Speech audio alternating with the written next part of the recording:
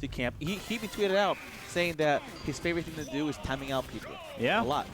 It's the old Sonic strategy going on here, but obviously with the Joker here, Gummy, mainly a Joker main. You will also see a Chrom every now and then, but right now, Willow is starting these juggles to get things started here. Yeah, and you know, it's a pretty interesting first choice to pick out, but then again, the thing about Willow that you may not know is that he pretty much does not like going PS2. Like that's like fair. a strict big no-no. So for all the Smash taggers who, you know, want to see variety, hey, Willow's here. I mean, he'll probably go PS2 if it's like really desperately, but ever since I faced him, I don't think we've really gone to PS2. Yeah, right now you're seeing these struggles that Willow is putting on Gummy, just trying to negate the full effect of that Arsene. But ultimately, Willow is able to up B through, and wow, gets the bacon, connects with the down smash. Willow taking the first stock here. Very smart movement from there, but then, you know, Gummy bounces right back, getting next blood. This is still game number 1. Yeah, very quick answer there for Gummy. You know, Gummy obviously is very, very good at this edge guarding with this Joker. Whether you got Arsene or you don't. Obviously, if you have Arsene, you can go even deeper with this edge guard. Oh my goodness! Him, but you know, it's muscle memory. It's completely muscle memory because, you know, down throw to Judgment is a very good option. But, you know, of course, he thought he was going to go the other direction. Then preparing that he was going to face more to the right than the left. But yeah, it happens to the best of us. Yeah. So, all right, was able to pocket one of the guns. Oh my goodness! That hitbox of the down smash. We saw it with Nuck last week, and we see it with Willow this week. Once again, just getting the bare tip of the down smash to get the berry and convert that stock.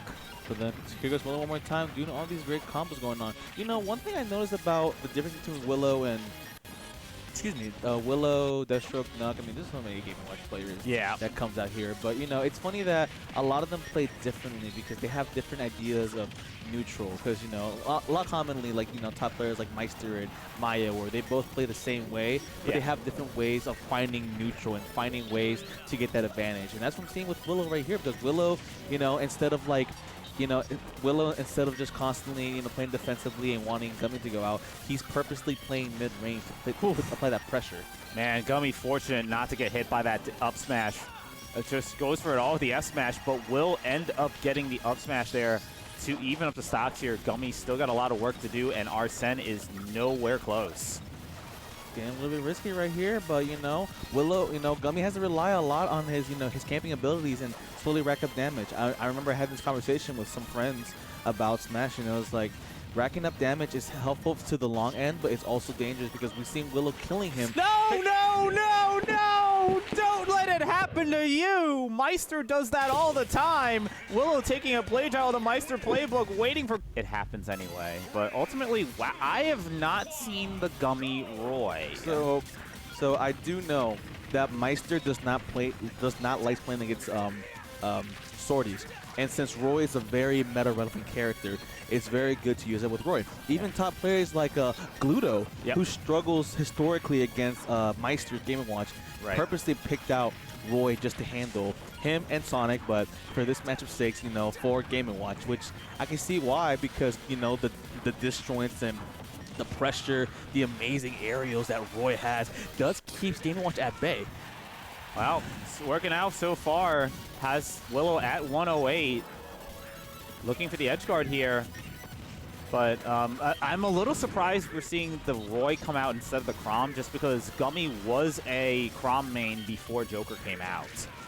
Well, I mean, like, the biggest difference between both of them is that Chrom is a little bit more consistent, of course. Fully agree. With combos. But, you know, one thing that you should keep in mind, though, is that Roy's explosive, you know, advantage state like that really helps out the benefits between characters. Yeah. And not just that, but, you know, this is Game & Watch we're talking about, a king of exploits in recoveries. And in my honest opinion, I do think Chrom probably has the second or third worst recovery in the game. It's extremely exploitable, and Game & Watch can absolutely exploit it. But yeah, in this particular case, you have the firepower of Roy against the third lightest character in the game. So And I think you're seeing, it's probably why you're seeing this choice from Gummy here. You know, okay, we're not gonna fall for that twice. you know, I do wonder that is Willow going to have to set his morals down and potentially have to go for PS2, because you have to keep in mind that, you know, Kalos in some sense is not that, you know, like it's tough because you have to consider about, okay, if I lose this matchup, where can I take them? Maybe to Kalos, but it's not looking in my favor. But, of course, Battlefield could be helpful, but as unsure, I can't take them to any of the animal processing stages. It's that mindset going on, this mentality. Yeah, so far, Gummy's been doing a really good job with Troy, just playing around the Game & Watch mess. You even see the mix-up there with mixing up the, mixing up the down airs there, but... Oh, there will be a berry, and this will be a stock, but Gummy's still looking pretty good. You see Willow trying to cycle through the judges to try and get themselves a better chance of getting the 9. Finally getting the kill right there, just a little bit, just a little bit before the 3-minute mark of total gameplay, but it's getting a little bit difficult right now for Willow. And going for the one, he got bonked on the head, and Gummy's like, I'm just gonna swing away.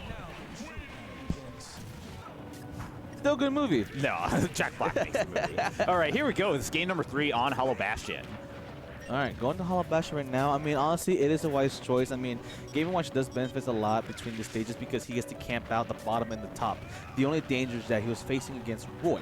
Because, you know, Roy does, you know, well, at least for like, you know, like Goblin and Cola, they really do love, they really do love Town City and Smashville just because of, you know, the size difference and then all that. So this is a very good option for Willow to at least match out with that, but it's not looking too much to his favor at the moment because Gummy seems to have figured out Willow with that explosive advantage that we talked about and already taking first blood less than a minute in. Yeah, good mix up there with just the short hop into the double-edged dance, so that will take the first stock once again. Game Watch so light, and Roy has just so much firepower that, you know, Roy gets his hands on the Game Watch. This Game Watch is going to take a lot of damage, and already 84% on Willow on their second stock here. It's looking quite dangerous going on. I mean, like, you know, it's looking like another repeat of the same chapter, but we don't know what's going to happen right now. I mean, it's like I said, that Roy's explosions and everything, is all his aerials, and, you know, Gummy's doing very good with distancing and spacing, which obviously Joker benefits him to learn that. And wow, going for it there. That's a funny option. Yeah, big down air option there. Coming off that platform, just, okay. One down smash to another, so Willow will get that down smash berry and convert into the stock, but so far still looking pretty good for Gummy here. Has this Game Watch at 130, just sneezing on the Game Watch, should be able to take the stock here. And then going one more time, and here comes the Nair combos going on the extension. And, you know, Willow is really sinking way too much with that. It's really risking him with not only, like, you know, his combo game, but also good choices right there. Yeah, I mean, rolled into the double-edged dance there. So now Willow on their final stock on winter side, and you see Gummy just racking on an immediate 50% damage here. Getting really scary right now. I mean, 63% against Gummy's explosion. Yeah. So ultimately, Gummy is starting to run away with this. Gets a little bit of a poke. Tries for the falling fair. Not going to be enough. Got the bit of the needle hit, but that's going to do it. The double-edged dance right off the side. Gummy will move on in winter side. I can tell you that with Montrose. One thing that I do envy about not just him, but also with Lin, is their incredible understanding of neutral gameplay and just the overall concept of Smash. And it's like beyond any level. Like, it's, you know, I can honestly argue that they probably like understand it so much better than like a lot of even like top players. And you're already starting to see it here with this edge guarding, you know, and just reading the illusion high and just still being able to have that covered. And a lot of times also, you might notice early in the stock, when you get up tilted like that by Falco, you could be going for an absolute ride, but Montrose was able to get to the platform and get that shield up and just really stopped a very combo-heavy character. Now you're starting to see what Falco can do here, so a good little bit of a string there from Big Ron. Just, okay, read the roll, is going to get that up tilt, which is how Falco starts all these big-time combos, so... You know, unless I'm forgetting... Oh, and already taking first blood Montrose. Then you just got F-smashed. Unless I'm forgetting somebody, I think Falco has to be the, like, on a scale of the tier list, like the highest matchup inexperienced character that could be, just because of like the unfamiliar, you know, how people are so unfamiliar with him, and wow. Yeah, that's the edge guarding that Lucina can do. You'll see it from Stretch and you'll see it from Montrose as well. If you were watching last week, you saw that Montrose just edge guarding so well with Lucina against Slushie. I mean, I'm just here explaining just like matchup experience up against Falco, but you know, Montrose is like, you know who you're talking to? You know who you're talking to? Let me show you how. It's like edge guarding the living crap out of Big Ron right there. Yeah, that is unfortunately one of Falco's weaknesses, along with pretty much all the spacies. Just the edge, just the ability to get edge guarded. Yeah. There you go. Finally getting the back air, getting first blood, but you know, Montrose has just been dominating this whole entire game, and thankfully with Lucina, that those disjoints and like that neutral has just been so beneficial. Wow, and the presence of mind to Dolphin Slash there to get out of the Falco combo from Montrose, and didn't really get punished for it, and has the perfect timing on that down-angled F-tilt. F-tilt was so good. Big Ron, when your advance is on to... it's going to be... It's actually going to be winner's quarters. Wow. All right. So we're moving along with this bracket pretty quickly here. I have no issue. I got to go home early. Yeah. Yeah, no complaints from me. So here we go. So, again, right now, Big Ron is, okay, he's trying to look for these combo starters, and now he's starting to get it. Here we go. The good highlight reel clips that Falco can do here, but ultimately, okay, man, just you see Big Ron starting. Oh my goodness, gets down aired there. Artson's out right now, but you know, we saw that Montrose has been really edge guarding Big Ron just into oblivion. However, I think this stage. Wow. I question that. I question that. Might have been questionable DI, but ultimately, so that's going to be Montrose getting that stock, and Big Ron looking for the answer, was expecting a tech roll in. Montrose is not going to give him that. Probably the smart option, just because Big Ron was thinking that he was going to, just tech it. So it was like either you tech to me or I run to you, or any way. And Montrose, being, just simply fell flat. Just so then Big Ron didn't know how to do with that other fourth option. Yeah. All right, so, man, Montrose still full stocks here at 182 with Arsene. Waits. Yeah, we saw the patience from Montrose last week once again. It's just like Montrose playing Joker like we saw the Lucina last week, so. But ultimately, Montrose just refusing to lose their stock and will take the second stock from Big Ron. This is looking like the same book. Yeah. And now just Montrose continuing to extend the advantage state with that side B, looking for the edge guard, but is able to Firefox back to stage. All right, finally the trade will take the first stock away from Montrose, but Montrose still in the driver's seat here. Gets the 2-frame with that F-tilt, dash attack. All right. Big Ron got to do a lot of... Oh my gosh! Wow. I mean, it's almost as if Montrose understands that Big Ron is just doing a lot of moves in the option that he gets the opportunity with, which might be very useful just for him to use. And no surprise that Montrose goes for a counter thinking that he's gonna upbeat, but just not there. But this is looking to close out for Montrose to win a clean 2-0. Yeah, looking pretty good here, and we'll get the Arsene back air cross town. Cross city, it don't matter. Montrose will fine with everything that he does, and I know with Mint is able to adapt whatever options that he gets to have. I know Mint loves to play a mixture of defensive, aggressive, but maybe this time around he can get that one win off of a Stretch. Yeah. Oh, right. You see that tipper back air? That was a huge parry, by the way. So Mint trying to get things started with the Squirtle. You see the falling up air from Stretch. Oh my goodness. How did that not connect? And you even saw Stretch angle that down to try and get the small hitbox of Squirtle. I mean that's what Stretch does. I mean Stretch's spacing and like his positioning, it's just like one of the best right here at the MDVA. Yeah, and, absolutely. And it's always amazing to see for him, because I feel like a lot of people, in a way, when they heard that, oh, this player from Tri-State is, you know, coming to the region, it's always like, okay, well, is he gonna be like, you know, top good or like meh? But Stretch making the name for himself always, and getting the first stock right there against Mint, just barely over a minute. Yeah, and you see the switch there to Charizard, but ultimately that just gave Stretch a bigger target. I do like, you know, Mint trying to work their way in with this Squirtle, trying to make them so small, trying to be elusive and just work their way in, get the grab. But right now, Stretch is really doing a good job with the counterplay here.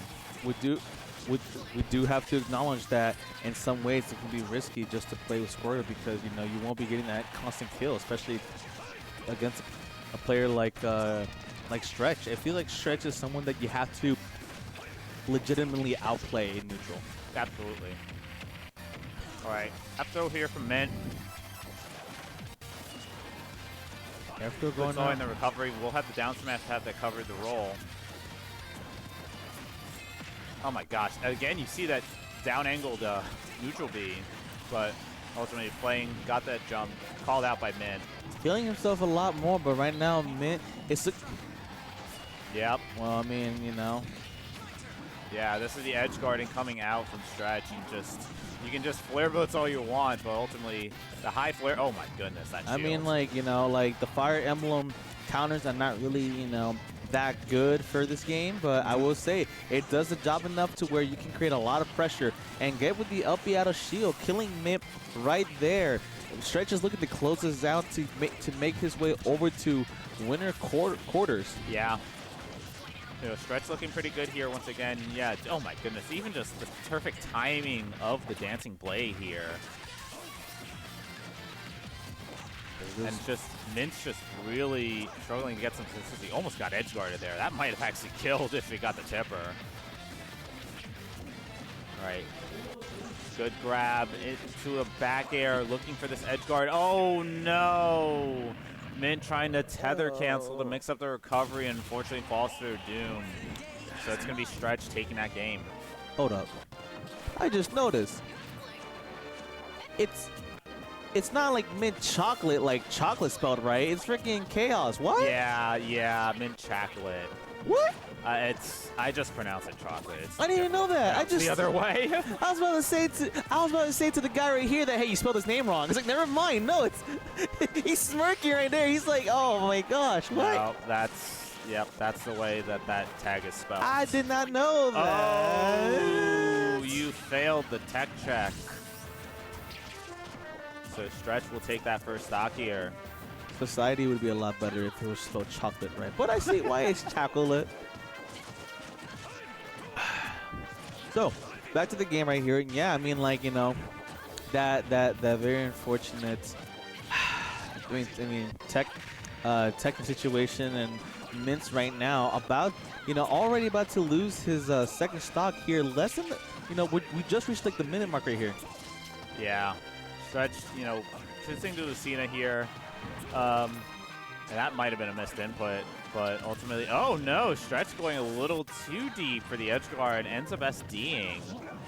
I mean, he does not seem faded. He seems that it's all right. I mean, like, I have a very comfortable lead right now. I mean, this character's consistent, so I don't have to play a certain way just to benefit myself. I can play whichever direction I want to, and it'll still help me at the end of the day.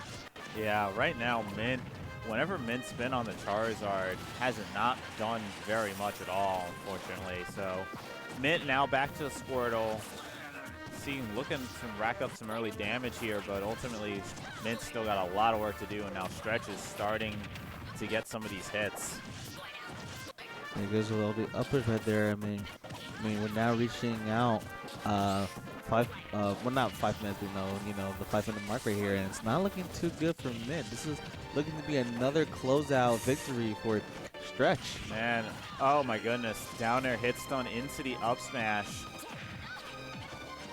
Big amount of damage. Once it out, forces the tech situation. Tech in place. F Smash has it covered. Stretch takes that solidly 2-0. You guys checked out my results at Coinbox around there. Yep. So obviously, I feel like Tony Romo, the play-by-play action. It's like that, not that good player, but he's so good at comms because he's been in a situation like that. But seriously though, I mean, one thing that Ragnarok is probably looking for is that he wants to make sure that Gummy loses his footings and then he gets to abuse around with gyro and laser. But of course, we've seen with Gummy that. Look at this with Gummy just playing around, jumping on the platform, jumping down from the platform, up, down, up, down. You don't know where he's going to go, and that is what Roy does best. Force tech situations and make you pay. Man, what? Man, why can't anyone just have like, not Rob, but have like good combos with gyro when they're using against Rob? Well, I can't either, but still, but goes with the up air, but no one's home right there at the moment. Two very meta-relevant characters right now battling against one another, and Gummy's doing a very good job just with all the pressure and the aerials against Ragnarok. I mean, Ragnarok seems to be a little bit lost at the moment, just like, judging from his, his face and like his movements. Some things it's not coming out that he wants to. Yeah. Oh wow, just that short hop double-edged dance. We'll be seeing a lot of that from Gummy. I'm sure has done that probably a lot with Crom. We're seeing that here with this Roy. Playing patiently right there, not wanting to, end check right there with Gummy, but Gummy still gets with the down throw, maybe for an up to an upper. No! What a mash. Good mash. Good mash, and already taking another blood off of Ragnarok. Gummy is looking to get this game, and Ragnarok calls back with the back air. This is still anybody's game. I mean, if Ragnarok can play his cards right and everything, he can make an impressive comeback. Well, we're starting to see a good combo here. Good 40, 57, 69% damage. A good amount of damage string put on by Ragnarok. Now trying to extend it with the gyro toss up into the up air, but ultimately Gummy just starts a couple of nairs, taking Ragnarok all the way to the right side. And we are going to see, once again, Ragnarok trying to fight their way around the corner, and Gummy just continuing this edge, this playing around this platform. That up to up air is just not going where he wants to. Oh, wow, that was pretty. With there. The funny 3-frame down tilt, just benefiting Ragnarok. Yeah, I think you see the concentration on Ragnarok's face. They were definitely happy when they landed that combo, and they kind of needed it. This is going to give themselves a chance here with a little bit of rage here. Ladies and gentlemen, you have caught up. Oh, just missing that back air. Clench up with the remix right here. I mean, Ragnarok is playing really good right now. Just playing patiently all the options that he wants to. And God, man. All right, judging Ragnarok, he wants to run it back right there. The salty run back straight off right there. Looking to punch their ticket into winners' quarters to face off against Lenix.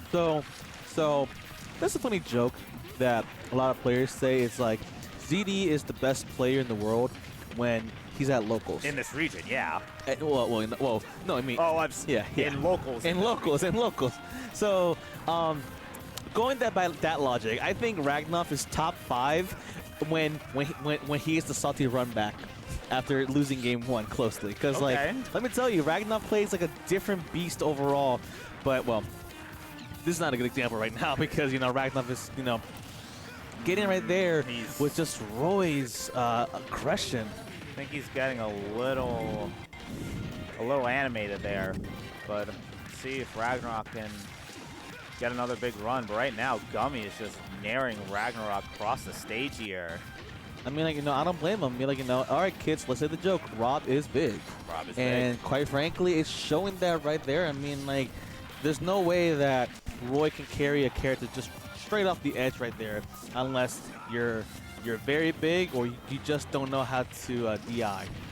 All right, we'll get the pivot grab there, but does not get the up air. Good awareness by Gummy to get out of that situation.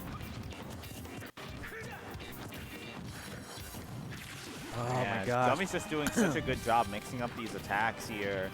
Kind of just keeping Ragnarok guessing, but does force a tech situation. Ragnarok does. Okay, looking for the setup with the gyro Z-drop, but unfortunately Gummy will get the high recovery to get back to stage here. All right, this should be a stock. Yep, there it is. This is the uppy. I mean, you know, I feel like if you can mash that from Rob's freaking down throw from like 160, you know how to, like, you know, mash to hell out of it, but you're limited. Man, oh. Getting the kill right now. This could be Ragnarok's last game. It very well could be. But once again, we're seeing these nairs that Gummy's just continuously stringing on this big body of Rob, and it's just continuing. 65, 72 unanswered. Oh no, oh no, oh no.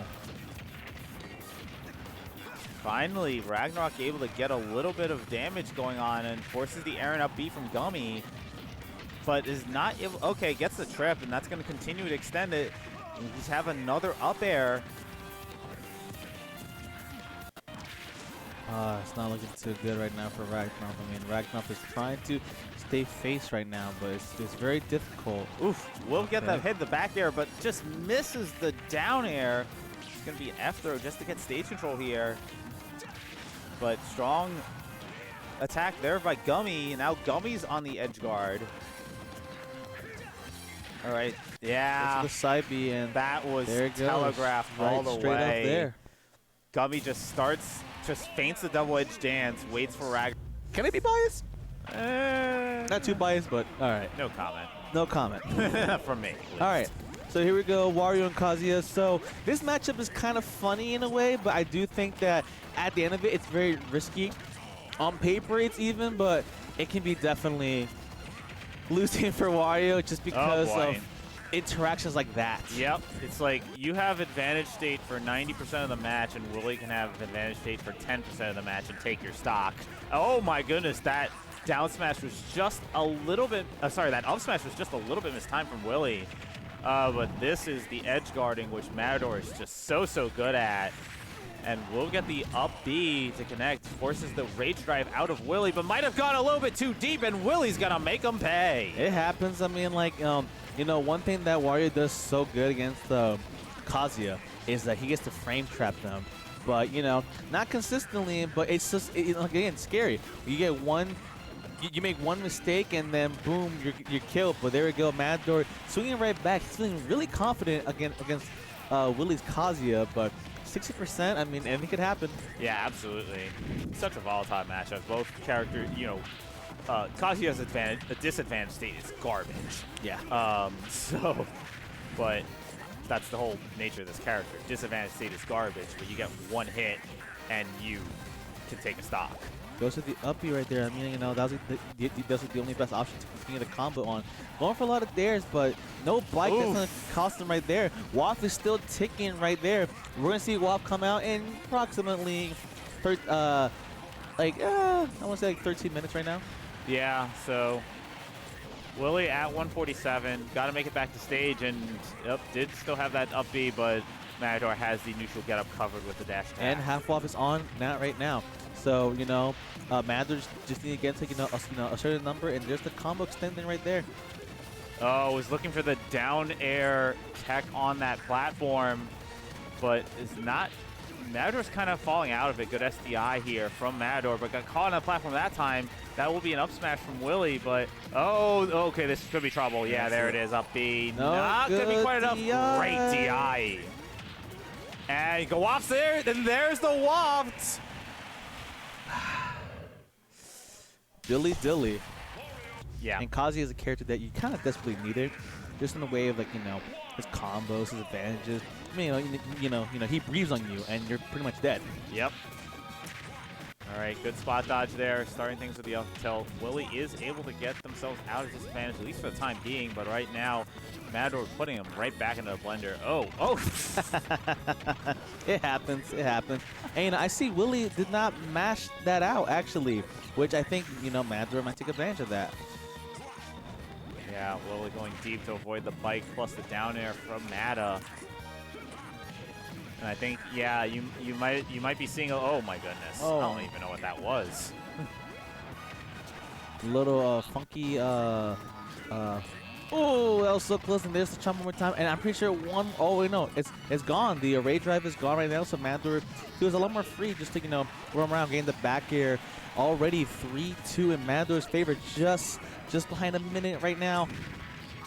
All right, couple of dash attack. Oh my goodness, was looking for the bite, and wow. I mean, like, I saw the intentions what he was going for. I mean, like, it's very helpful to get the bike right there. Yeah.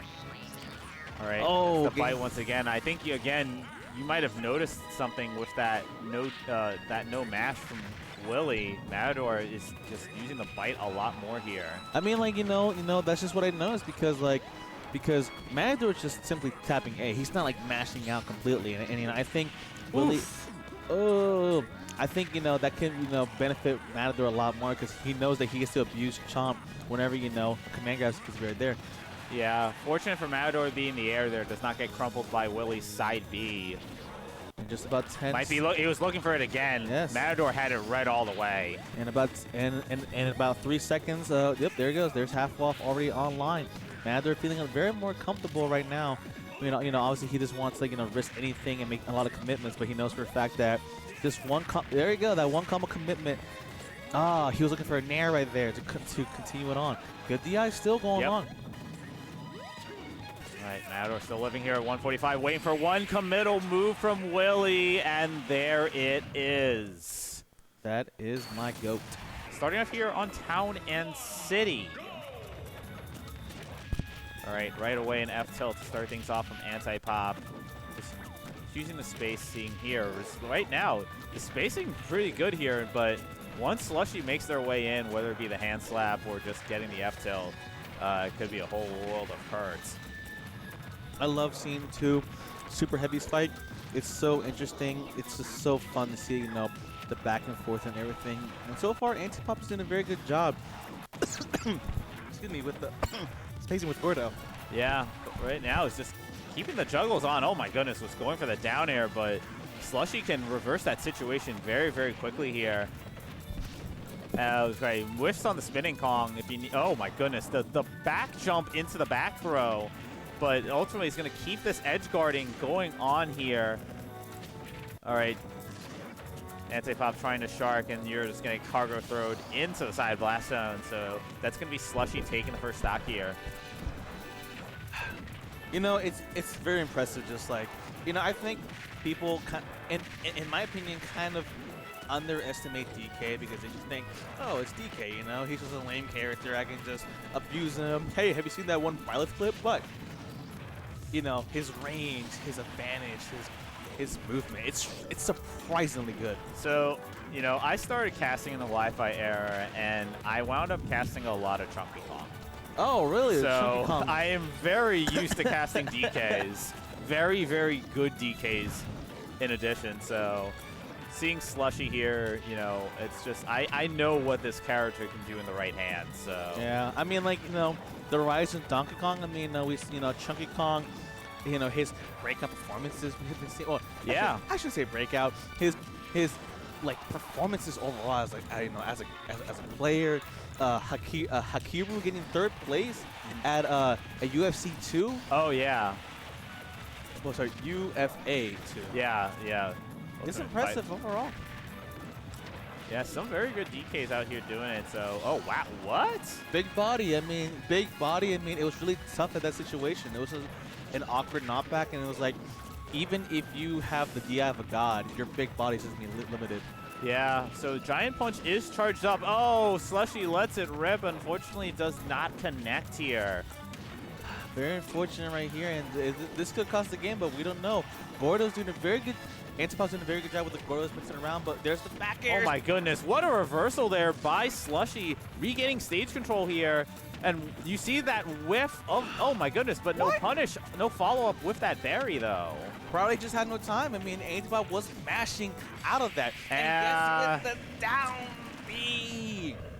Yeah, all right, so much smaller stage here for game 2, going to Hollow Bastion. This stage gives me PTSD facing Antipop. Oh.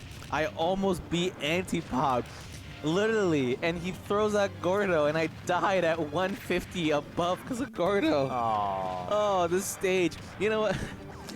I mean, Antipop is so good with Gordo and spacing. It's just not even funny. It's not fun to face a character like that. Yeah, you see the roll red there, gets the pivot grab. Just Slushie really struggling to get advantage here. Okay, but that might be the opening, and you give Slushie one opening, and suddenly it's a whole different ball game. I mean, like, I don't blame Antipop for going for the dash attacks to, two-frame there, but, now it's getting a little bit more difficult with Slushie to get back on stage. There's the Gordo going on and spitting it right back out. And going with the up B, very smart move overall. Oh, he tried to mix it up a little bit, but it did not go into his favor. That was just Slushie to grab him and get an easy way out. Yeah. All right, so Slushie, okay, will lose their first stock there. So pretty much even here in the scheme number 2.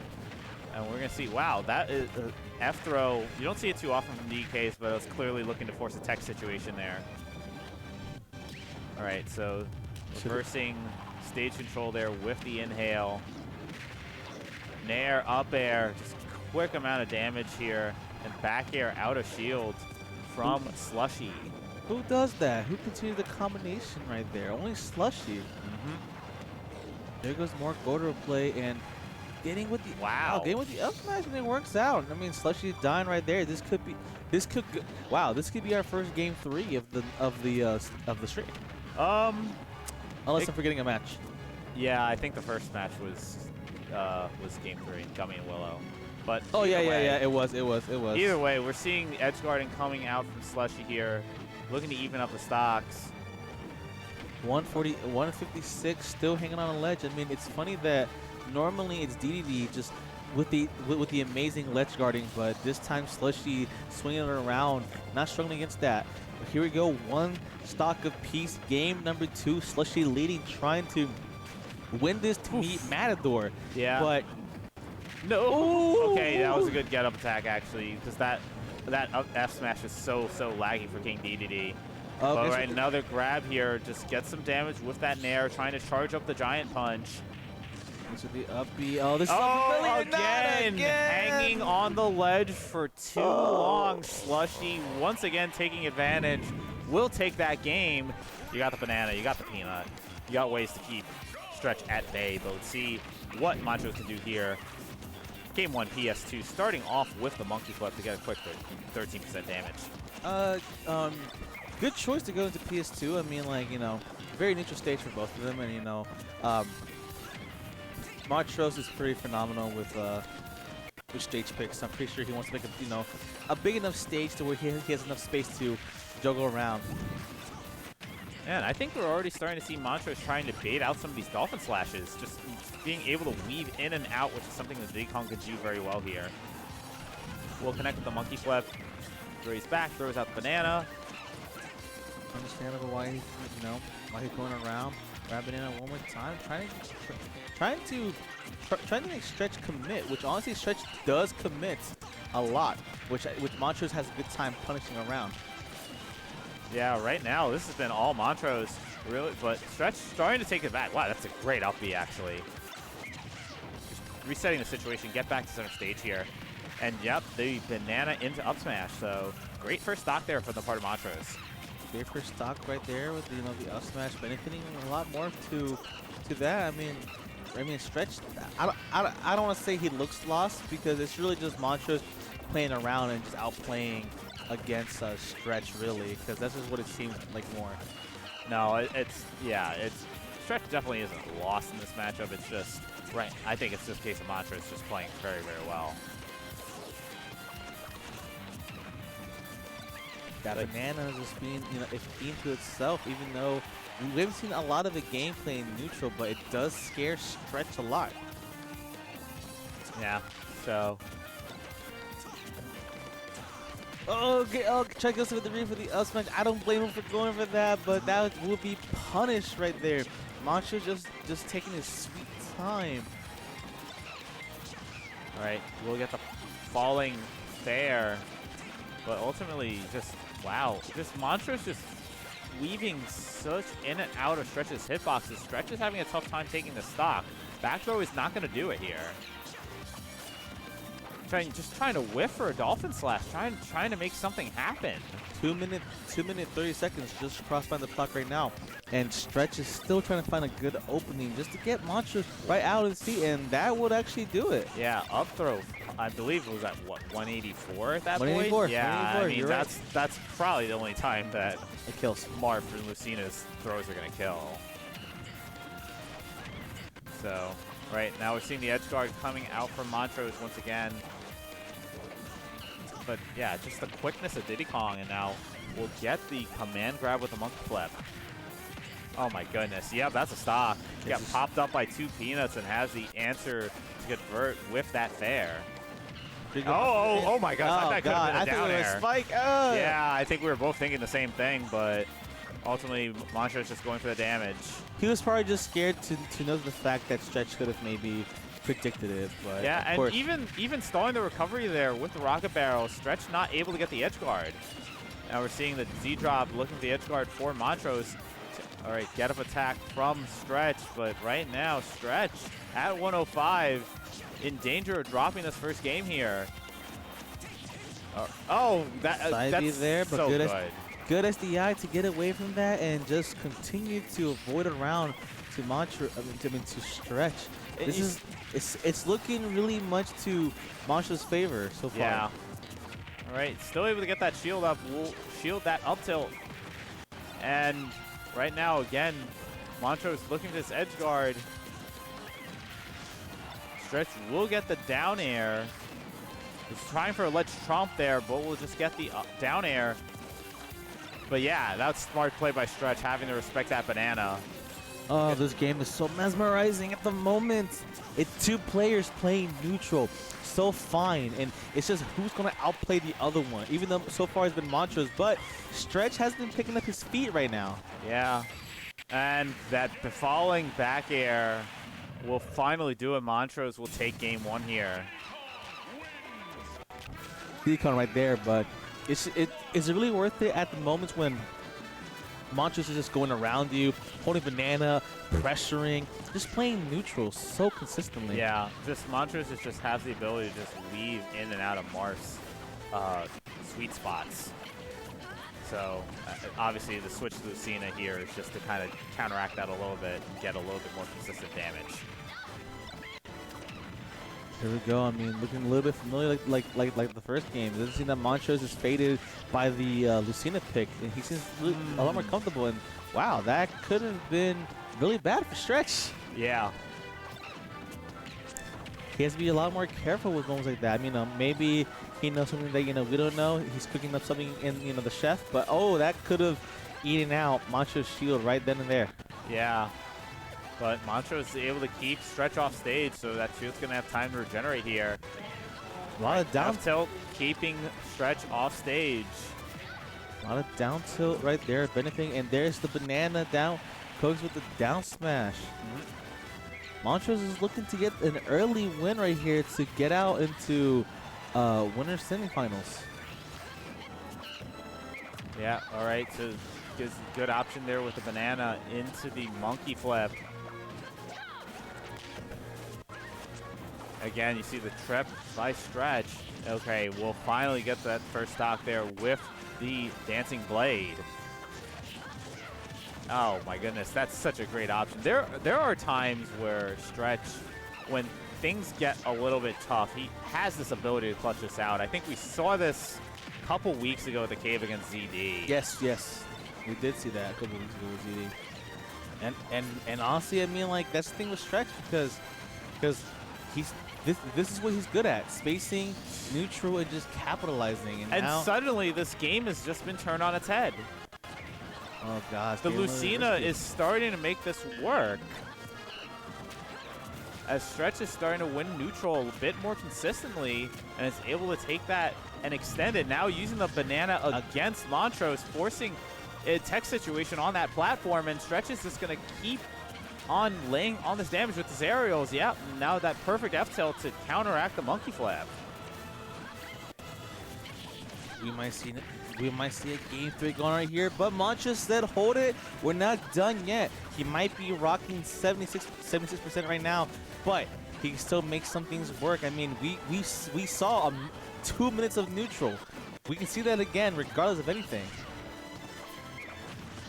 All right, so trade monkey flip with the aerial, and oh, rolls in and Stretch just lets it rip with an F smash. So that's going to be a game 3.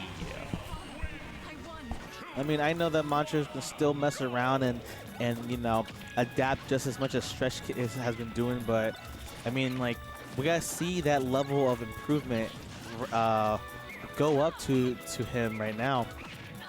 So here we go. You know, Stretch right now looking a little bit different in the start, but you know, he was in the back burner in the first game, and then game 2 came along and he just rose to the top. So I have no issue for him to know that he might just bring this back with any more adaptation.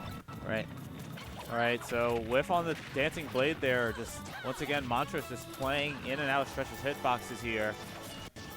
So has Stretch at 112 and counting early. We can throw that banana, just use it for shield pressure. We'll get the trip here and just we'll get the fair. Not gonna be able to take stock just yet. All right, Stretch looking for the edge guard. Wow, mixing up the recovery is Montrose. It's going all the way across stage with the rocket barrels. This is a very slow and gets the kill. Okay, that up tilt on Town and City, yeah, Lucia was at 145. I do not think that should have killed. I mean, sometimes the surprise can happen, and then you just DI the wrong way because you just that had to have been DI. It just had to be that one. I mean, like, you know, everyone's can be ready for, like, you know, a move to happen, but no one will be ready for something spontaneous like that. Yeah. But here's with more chips right now. This is looking a little bit familiar, like the first game, but still early to say for anything. We're just barely getting into the 2-minute mark of the whole entire game, and I mean, Stretch just took a stock of Montrose, so anything could still happen. Yeah, absolutely. And we've seen, you know, Stretch make some pretty big comebacks before with this Lucina, so definitely not out of the question here. But right now, it's going to be the down tilt into the up smash from Montrose. Not going to be enough just yet. But you're telling me that up tilt will? I mean, it might. We're at that percentage once again. It's going to choose back throw here. Oh, nope. Okay, I was waiting for the banana to come back, but... All right. Strong landing option from Stretch with that down air. Gets a trip with the banana and converts it into another dancing blade, and this is, a little bit of an overextension. Very smart onto Montrose's game right here. He's looking to get into semifinals right now. I mean, Stretch has to make something out going on, but it can still happen. I mean, Montrose is at, it's just about 67% right now, but Stretch is looking along to get in the same lead like him. All right, you see just Montrose trying to space out with these peanuts. All right, that's a whiffed dolphin slash there. That's gonna give a big opening for Montrose. Stretch with the back throw. Looking for the edge guard there, almost paid for it. And forced the tech situation, but Stretch with the down smash, not gonna be enough. Oh, there's just the fair right there. Messing around. Go for another F tilt, but the up, the Marcina up B still providing a lot of coverage. Finally taking Montrose's stock right here, but Stretch rocking at 135. Magic has to work out. He does have banana right now, so anything can still happen. Yeah, so, but right now, back air, off stage. You got to make your way back to stage. Just Montrose looking to get a pop-up with the peanut, and that, yeah, that was almost enough, but not quite. Gets the Z drop with the banana to connect. Oh my gosh! What happened there? Yeah, I think Montrose had the read, but just didn't have the grab fast enough. Maybe just thought that he wasn't actually going to, go out from there, and he was just waiting. But I don't know. Yeah. All right. Still a very slow game. 174, and with a back air, that's what actually do it. So yeah, this is going to be Montrose moving on to winner semis. Which I'm not mistaken. So Gummy is going to go back to the Joker here. Against Lenix, we know he's going to play Fox. I mean, a lot more comfortable. I mean, Lenix Fox It's so fun to watch. If I'm not mistaken, these two have fought before last week. Was it not?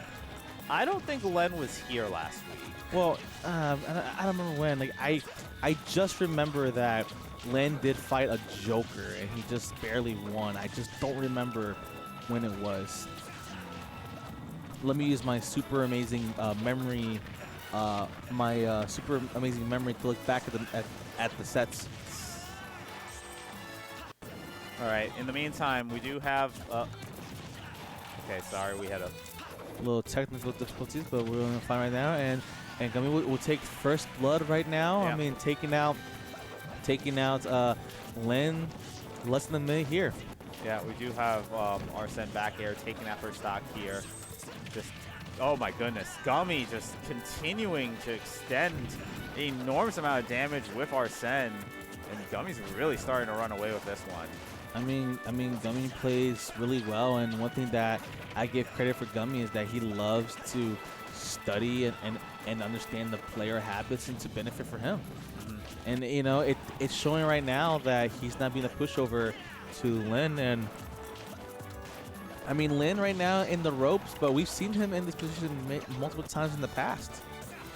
Well, I think, oh my goodness, he's trying for a call-out up smash there, but Gummy's sniffing it out. Right now, Lenix is trying to get that set up. Okay, I believe we'll get the back air there to take that stock, but ultimately, we're seeing Len just trying to get some of these combos. Oh my goodness, a big Rebels guard there.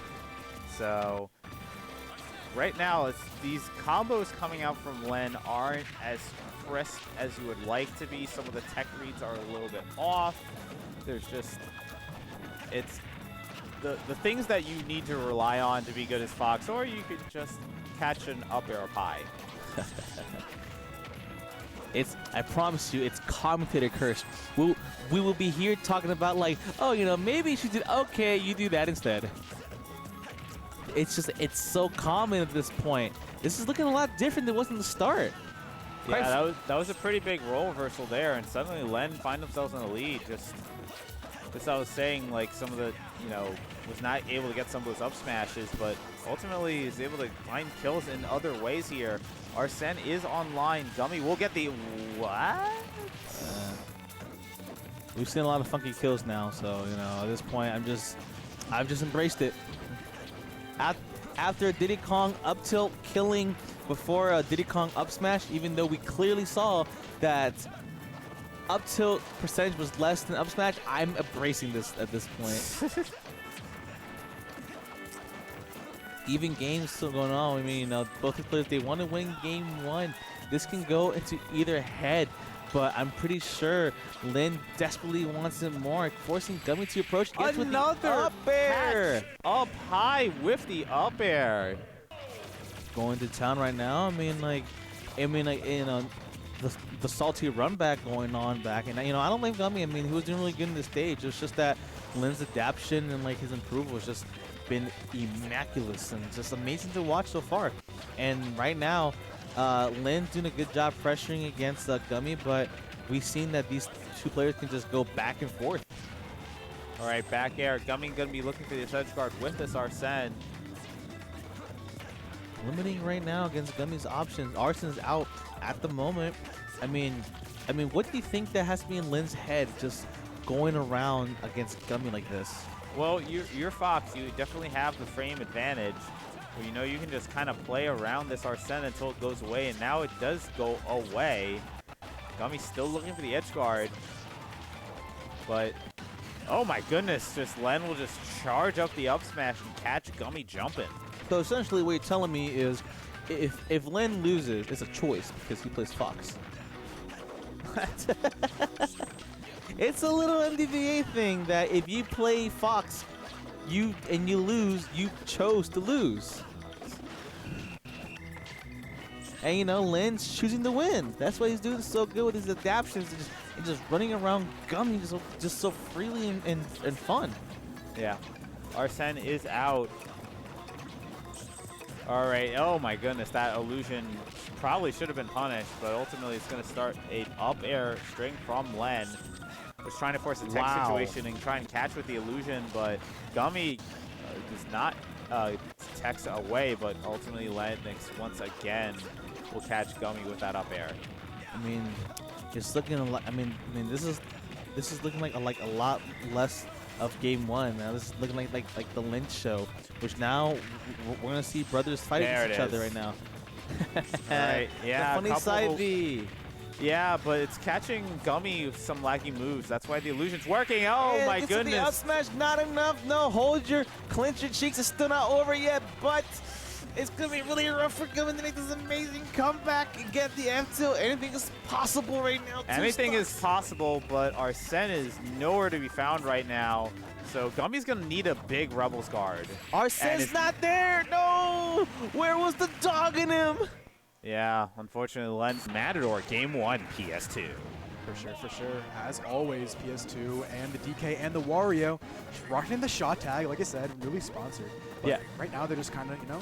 I think Saranali mentioned that you do not like starting on PS2. Me, yes. Interesting.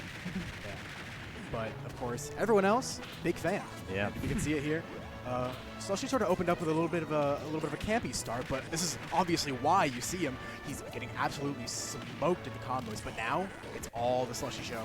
Yeah, it's definitely something that Wario can excel at here, but it's a good get up attack from Slushie. But you see Mata-Door using the bike to their advantage, trying to keep DK at bay. Oh, just rolls around that giant punch. Mata's use of down throw is so cool. Like, I never see any other Wario use that. What? He will always use it to tech chase. You see Slushie Z-dropping the bike. Yeah. But you're in a ledge situation. That F-tilt is a super solid two-frame option. Oh my gosh! No, it's not. All right, tech. Yep, there is the dash attack to have that covered. So you have Mata-Door taking the first stock here. Yeah. Along with that down throw, like I mentioned, he's got a couple other of those, like, sort of, if you don't attack right here, you're dead. Yeah. And that soft fair is one of those. And here we go, hitting with his fair again, and now he's in a... No, I lied. All right, just get out of here. It's just... Sure. Grab him. Don't even bother with the pummels. Just DI mix, get him out. Yep. Okay. Once again, even stocks here. That very safe up air is going to be doing a lot of work for Mata here. Double hit on the bike, and now you're off stage. How are you going to deal with it? All right, whiffs on the giant punch. I think Mata-Door might have seen that coming. Had the perfect spacing there. Couple back airs coming out from Slushie. Will just catch the Mata-Door with that get-up attack. Here we go. There's that tech again. Oh, I think he could have got half waft there, but yeah. Oh, the full one. The sour spot on the head, sending straight up, and now he's up a solid % here. Yeah, solid lead for Mata-Door, but gotta land here. Is able to do so here. Trying for that falling up air. Those double nairs are started. doing so much damage. Yeah, they really have. You have obviously a very big target here in DK. Very, very much combo food. Oh my goodness. Get over here with that bite. A couple more hits and it'll be Mata's demise here, but he's got to find a way to finish the stock right here. Oh, the armor. Yeah, I think almost kind of saw that one coming. Was going to be able to get the edge guard here, but no, actually ends up getting reverse edge guarded. I like the idea from Mata there with the uppy because he wasn't going to be able to get a back air or a down air there. Oh my gosh. That was actually huge. Yeah, for sure. Yeah, this is getting close to ding-dong percentage here, and we might see it right. Nope. No, oh, wow. And still gets caught with that up smash. Yeah. Obviously, like, a lot of people will tell you this is one of DK's best stages, so I definitely don't blame him for coming back in this. But switching to the darker alt here, sort of the sort of chroma. There we go. Yeah, just able to do a lot of shield pressure. Oh my goodness, just a down tilt throwing out and still having that bike just continuing to connect here. I like that idea from Mata getting the up tilt to try to catch roll, but he wasn't able to get the timing quite right. But he's still pushing on so much pressure here. Just taking advantage of Wario's airspeed here. Sort of like, he has that just ability to sort of weave in and out that you only really see from characters that are like Yoshi, Puff, and of course there's Wario. Wasn't able to follow the air dodge there, but that's the classic hand slap into the clap, up boom, smash. boom, clap. So that would be Slushie taking the first stock here. All right, deciding to go back to ledge, a little bit of an interesting choice, but he's made really good use of it. This could be big trouble. You might still be dead, though. That was good to stall the recovery there to take away, because it could have very easily been a down B there. He is going to get the hand slap, just looking for a tech roll away with the giant punch, but Mata-Door not falling for that. But Slushie here is still just got the sharking down. You can't get down, Mata. Are you able? Oh my goodness, gets the snipe with the bike. Mata-Door with the quick answer, but ultimately a full stock lead here for Slushie. This is definitely a whole turnaround from what we saw last game. Slushie definitely finding some way to get in a lot more, and like, he's not been taking as much damage from the combos that Mata's been throwing at us. Yeah, and this is something that Slushie's really good at. We kind of even saw this last week against Montrose, dropping the first set of grands and just able to get, and then making the adjustments and then winning. And we're starting to see Slushie make these adjustments again, but Waft is online for Mata-Door, and when Mata-Door needed it to connect, it did. So that's going to give Mata-Door a bit of a chance here, but ultimately the odds are still against Mata here.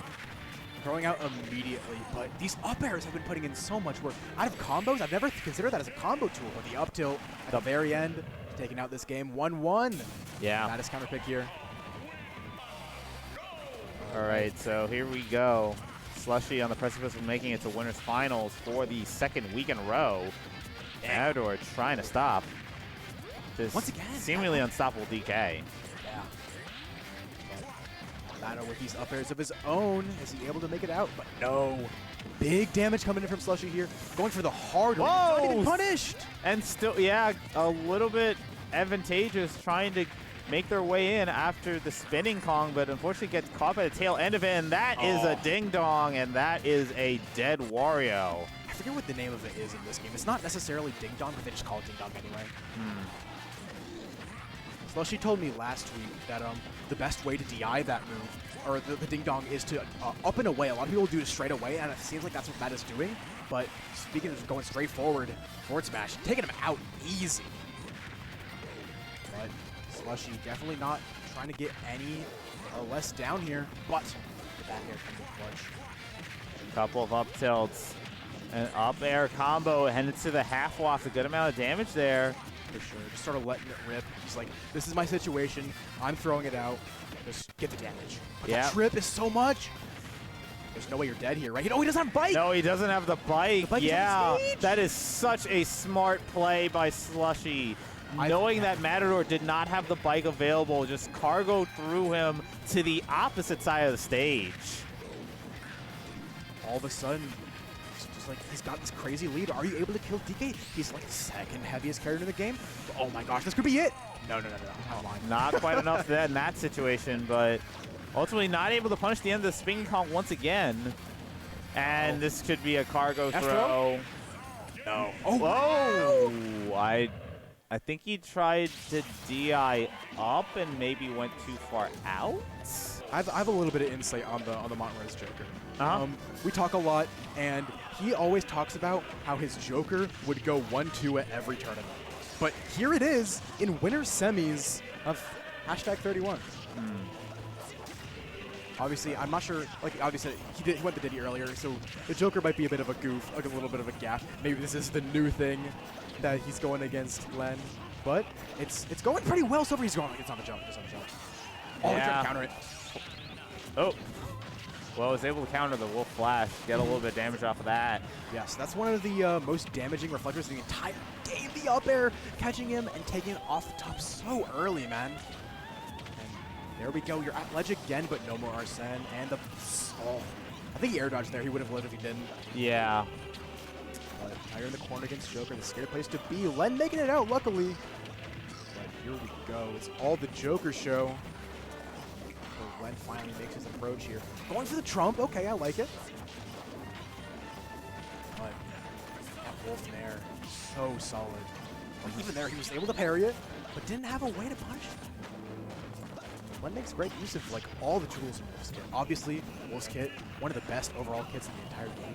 But the way Len punishes it, or not pilots it, is crazy. Once again, that up air almost taken off the top here. Oh, gets a big counter there.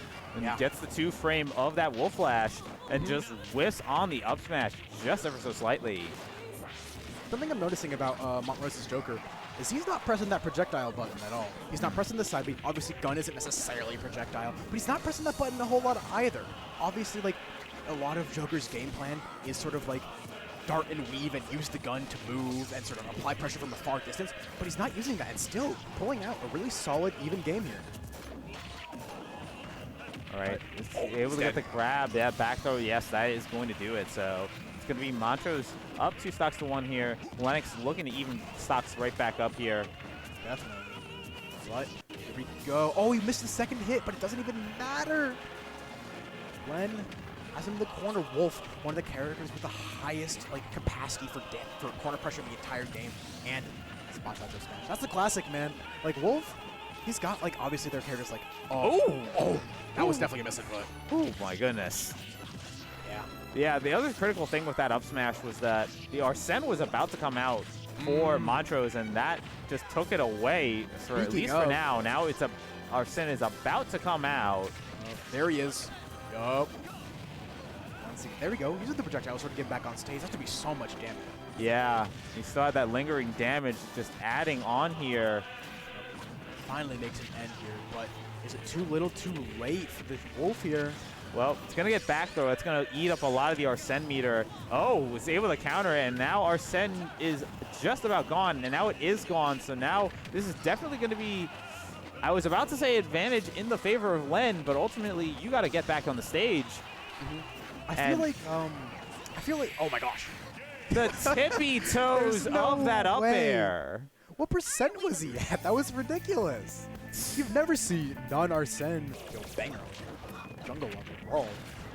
Going for the up throw there, immediately starting off a slick combo, and you're at 58! That is what Fox can do, and continuing that, and he was using the illusion to extend it even further. Just Montrose already on the back foot here early on in this game number 1. For sure. That was the most cracked out illusion I have ever seen. Like, all the way at the ledge, just BAM! Oh, he's re-grabbing ledge here. This is a re-grab, yeah. Glenn making great use of that. Just sort of like, I feel like, oh yeah, I think F smash and down smash both hit the ledge. It was kind of crazy, especially because both of them are so strong, you know? But here comes the combos from Sig. He's got him in the corner. Yeah, I think might have been expecting that illusion to come out, but ultimately looking to get the tether. For sure. And that's the thing, man. Despite him being down almost a whole stock, I don't think... Ooh, baby! Oh, that was getting a little risky there. Yeah. But ultimately... Oh, that is such a great recovery. He's re-grabbing the ledge. Not able to punish it, though. He's dead. Yeah. But, like I said, like he's down like almost a whole stock here. But I don't think it's like beneath him to like make this comeback, you know? No, absolutely not. That's that last hit of the nair there into the backer. That was so slick. I never see other Jokers do that. This is the legend of the one-tour Joker. Who does it better? But his backer's putting in so much work for Zig here. And all of a sudden, Len getting his damage in. Is he able to get a check chase? No. Stuffing him out with a jab. Yeah, you're off stage. Okay, yeah, had to use that fair to get there. So, oh my goodness, some of these Lenix looking for the home run hit in some of these situations here. He's got the one-tour Joker, so he's looking for the one-tour air dodge, you know? Just the nair dodge. All right, time to kill you. Because that's the thing that like Len is so going to do with Fox, right? Is he's going to get you in the blender, and no matter if you air dodge or not, I'm up airing you. I'm up smashing you. You're off stage. I guess you're dead now because you ate an air up smash. That's the thing, man. All right. Sour hit. Going for shine there. He's going for shine. Oh, yeah, a little bit of an unsafe up smash there. So yeah. Montrose has the answer there with the F smash. But Frankly, ultimately, you still do have Montrose at 125, and that back air is going to do it. There's no such thing as a safe Fox up smash on Chi. Like for the whole set, I wouldn't be surprised. I feel like when he's playing against Len, that's always when he's trying new things, you know? Oh my goodness, jab block extending. No. Oh my goodness, back air. Oh my goodness, it worked. Speaking of trying new things, I've never seen that before. Yeah, Fox edge guarding with the Firefox. And that's the thing, like, he's got that tether recovery. So I feel like in a lot of situations, you're going to panic there and maybe air dodge. But Len just, like, all over him right now. Yeah. But F-tilt going to be a lot of it. It could be a big opening here, but no. Len, make it up. He's fine. Get him back to center stage. You're chilling, man. All right, we'll connect with the illusion there. And There, taking it off the side. yep, man, a strong, strong game 3 start here for Lenix. Yeah. He's like, man, I lost this one game. I'm never losing to this crusty Joker in my life again. Bro doesn't even use gun, but that up smash on the Arsene. Unfortunate for Montrose there. Got the start KO, so he's going to be losing a little bit more Arsene that he's going to want to. But we'll see if he's going to be able to make use of what he's got left. But Len saying absolutely not, man. Okay, buddy. Hey, I know you're saying up smash, no up smash is unsafe, but I feel like that was a little risky there. Oh, for sure, man. But not able to get quite the juggle he was looking for. Montrose. Yep. There Up it tilt, is. Up air. Man, up tilt, good move. That's all right. You know it's okay. At the eye doctor that is right next door. Oh, And now I'm starting to think, wait a minute, is this Stretch? No, this is not Stretch, it's this Montrose. is the stretch skin, too. So, Montrose going Marth for I'm a believer. some I'm a believer. Like, it's no secret to any hashtag watcher that Sig's got a crazy Lucina. Yes. So, Yeah, definitely if you were watching last week, yeah, the Lucina was very, very strong. definitely. But it's paired. Oh, Len went back to Wolf. Yeah, that's the Didn't other thing. realize. There was a counter pick on the part of Lenix going to Wolf, maybe expecting a Marth here, but oh, wow. That is good awareness from Montrose, just playing around the hitbox of the Wolf up smash there. Oh, playing around a little bit too much is like my F smash has more reach than yours does. So. Somehow, man. That crazy pullback, too. But let's see if... oh, my gosh, no tipper. But now you're in a crazy corner situation. He's got no jump. But now, I feel like Len's been double jumping a lot back to left, or back to center stage. And if Montrose is able to get a quick eye on that, I'm sure he's going to be able to do something. Crazy disjoints from Marth, of course. Like, any landing is... That tipper was shield. Whoa, whoa, whoa. Where are you going, Lenix? I don't know. Tipper downer coming off the side here. Oh, That was a missed input. yeah. Happens to the best of us, man. Even when you're in winter semis, you know, those nerfs still do get to you. But nonetheless, even stocks here. Really solid opening there from Montrose. Oh, and another up smash! Or F smash, rather. Oh my goodness. That was crazy, man. He's got no jump.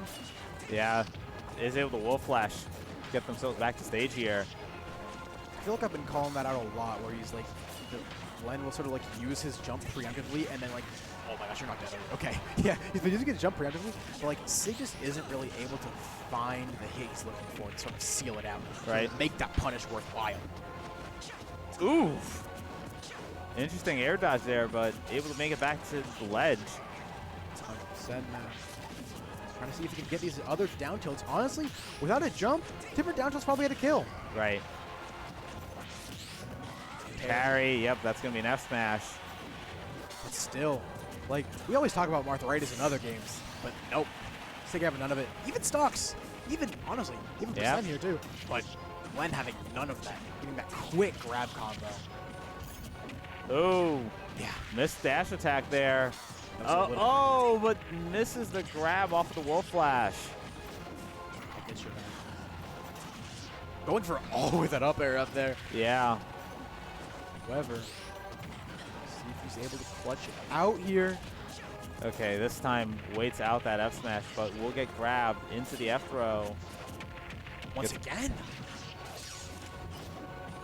You got to jump right. Yeah, he's cheating. Yeah. I like the idea for like the sort of the feinting with a tomahawk there, but he wasn't able to quite capitalize. He was trying to get a roll maybe or a dash forward. Yeah. F tilt maybe. But this ledge play's been crazy. No, yeah, you can't do that against Wolf. Yep. got that crazy. That thing swoops from a mile away, man. Yep, Stretch to actually get the spacing for those Mark Tippers. So we're going to see the more consistent option here in this Lucina here. This is going to be loser's quarters. One of the few sets we have in loser's quarters here, and Mata already making a crazy statement here. Are you able to get off this ledge? Not able to quite find a nair or a bite there, but the F tilt. Setting up that bite there, throwing it up, and the damage. Yeah, that's such a good ledge trap situation there on the part of Mata-Door. You're forced to hold shield because of that bike, and you can just run in and get the grab. But here's oh, I was gonna say here's the pickle. How do you kill Lucina? Such a safe character, but that run up F tilt, got no business. You know, get him out of here. But, right. Able to find the grab. That down air from Martha Lucina, it's got some crazy herbuck shifting on it. She sort of like gets herself up into a ball. And so a lot of Lucinas nowadays are using that move a lot more than in past games. It's got some crazy. Ooh, this might have been an overextension, and Mata-Door was looking for, I think, the suicide bite, which would have it worked out in the favor of Mata, but unfortunately, Stretch able to make their way back here. Uh-oh. Uh-oh, yes indeed, but ultimately, this case, the counter not working the way Stretch might have wanted to. Oh, wow. He's going over half waft there, but he misinputted. Yeah, I was about to say, it was like interesting time to throw out the bike. Unless he's cooking, man. I don't know. Yeah, I think that was a missed input. Either way, pretty even percentages here in this game one. Using that down throw once again. Looking for a jump, but Stretch knowing the better of it. Looking for the roll back, not even trying to grab. But here we go. This could be a lot of depth from the up B, and now we're chilling back in neutral. All right, not able to get the dash attack. You see it's playing around. Stretch is able to get the Dolphin Slash. Oh, wow. Spaghetti all over the floor, man. Where is it going? Oh my gosh. But for the high recovery, he's got no double jump, but Stretch not capitalizing the way he might be able to. Despite that, got a bit of a sticky situation for Stretch. And I like the crouch on the side of the platform there. That was really funny. But once again, another bike setup here. He's going to be grabbing. Yep, it's going to use that get-up attack into the F-tilt. Oh, has a roll red, but should be an F-throw for Stretch. Looking to take the stock. We'll get the Dolphin Slash, and it will take the stock cross town. Mata doing a little bit of a push the glasses up. Now we will try. You know the deal. But I think he does have full waft on deck, right? Yeah, he does. Yeah. So, as the old saying goes, you only have 2 stocks when you fight Wario. That is the commentator thing, isn't it? But there's that stock. So you have Mata-Door with full waft. We're looking for the combo starter where it would be the falling up air or the up tilt. Scary situation to be in if you're Stretch, man. But he's playing this game so well. Look, like as soon as he lost that stock, look how slow he's playing. Right. He's like waiting right at the distance he needs to, and yeah, just not letting him get anything started. Yeah, and if you're playing Lucina, you have oh my goodness, just running up on shield there. Oh no! And of course, going right back into it. Opening up with a couple stray hits here, not able to find too much off of it. But he's been going for that side B. He went for it in the beginning of that first game, too. I'm not quite sure what it is he's looking for, but he's definitely saucing up something. Yeah. Nevertheless, back to neutral we go. Nothing but stray hits in this game yet. All right, we'll get the neutral B there. Looking for the edge guard there, but I think we've seen this a couple times from Stretch, really going for this edge guard, and has been kind of overextending, and Mata-Door's been taking advantage. However, he's got no jump, I think. He's dead. Yeah, he's dead. Yeah. Great awareness from Mata. Like, I barely caught the lack of jump there, but he is in the game, man. Oh, he's going to fall through? Yep. The Lucina Classic. Yeah, Mata-Door knew. Oh, that down. I was expecting that down tilt to send it to into a tech tricks situation. However, guess not. And once again, falling through. Yep. Mata looking for a different drift, however. But, oh, he's looking for tech roll in. But, right, back air. Mata-Door looking for the down air for the edge guard. We'll just get the back throw. honestly, I'm not sure if I like down air against Lucina for Wario here. Just because of, like, The up B is so fast. It's got invincibility, and it just goes straight up. Big disjoint. So like I feel like a double jump back air is definitely more worthwhile for Mata, or setting up a ledge trap. But I'm not the one who's up 3 stocks against Stretch, you know? Oh, okay, yep. Mata is going to be able to tech that. Yep. But ultimately we'll lose our stock to that up tilt from Stretch. Low ceiling, PS2, you know the deal. Looking for an air dodge there, and able to find the read too. Was looking for a third forward air, which is a really interesting call. Oh my gosh. I didn't catch if Mata used his jump there, but if he didn't, obviously he's going to have the bike. But, like, not having your jump as Wario off stage is such, like, a burden. Nevertheless, we're chilling. Oh, wow. That's the classic Mata waft. Even though we got that sour spot, that's still the classic Mata waft. Bro, he knew. He knew. Right. For Stretch, air dodge to win. yep, Stretch will finally find that back air to even the stocks here. Stretch does have some work to do to make a comeback in this game number 2. No matter what, I would call this an even game. Because just the way Stretch is, and he's dead. But Well, not quite dead yet, but that missed Dolphin Slash definitely did hurt. that's the setup that Mata goes for a lot, where he'll throw the bike at roll distance and then try to cover a roll. But I feel like if you've watched Mata enough, you know that's what he's going to go for. And especially since Stretch Mata played so much, like you mentioned at the beginning of this set. He's going to know he's going to go for. Oh my gosh, I like the idea there. So trying to up tilt him into the falling bike. That probably would have killed. But speaking of killing, Yep, back air will do it. yeah. Short hop too. Like, I don't know if Rainbow Road Medley, classic, but not going for the PS2 here. Interesting. Yeah, small battlefield. Great stage for Lucina. It's like sort of like there's no room for you to run away from the sword. Yeah. Like PS2 obviously like a bit of a bigger stage, but this is just small PS2. Going for the bit of a juggle situation. But where you're at ledge, how are you gonna get off here? Solid down tilt. And now, Oh. uh-oh. Oh, a footstool! There's no such thing as intentional footstool off stage. Stretch is full of it. I mean, maybe got inspired by what Montrose did last week. I'm not a believer. I may be a Montrose Joker believer. I'm not a real footstool believer. we actually did talk to Montrose after that. That was not intentional on Montrose. Hey man, take what you could get, and what Matt is taking right now, he's taking all the F tilt. However, oh my gosh, there's the dash deck. Oh, that's like a bit of a bad DI situation from Stretch there. Nevertheless, Matt definitely taking what he can get here, especially with how that last game went. All right, has the roll red. We'll get the grab out of it. Looking to this edge guard. Wario can be tricky to edge guard. Just has so many options to get back to stage here. So Stretch edge guarding maybe not as effective as we've seen from him in the past.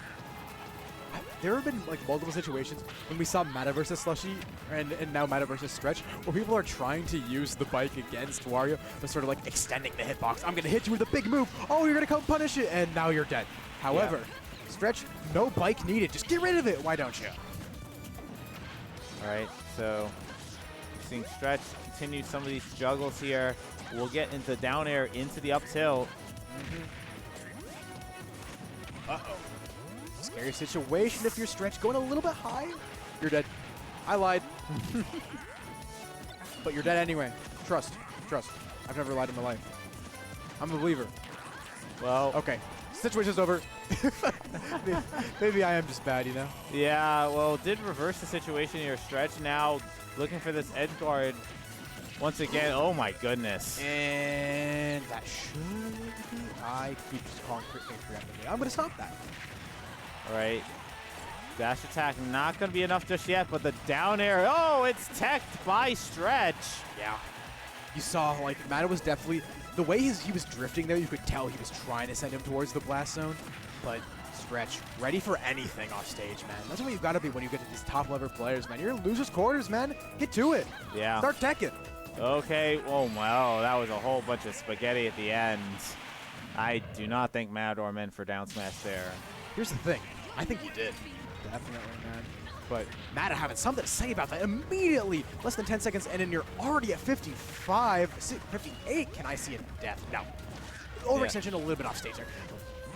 There's again.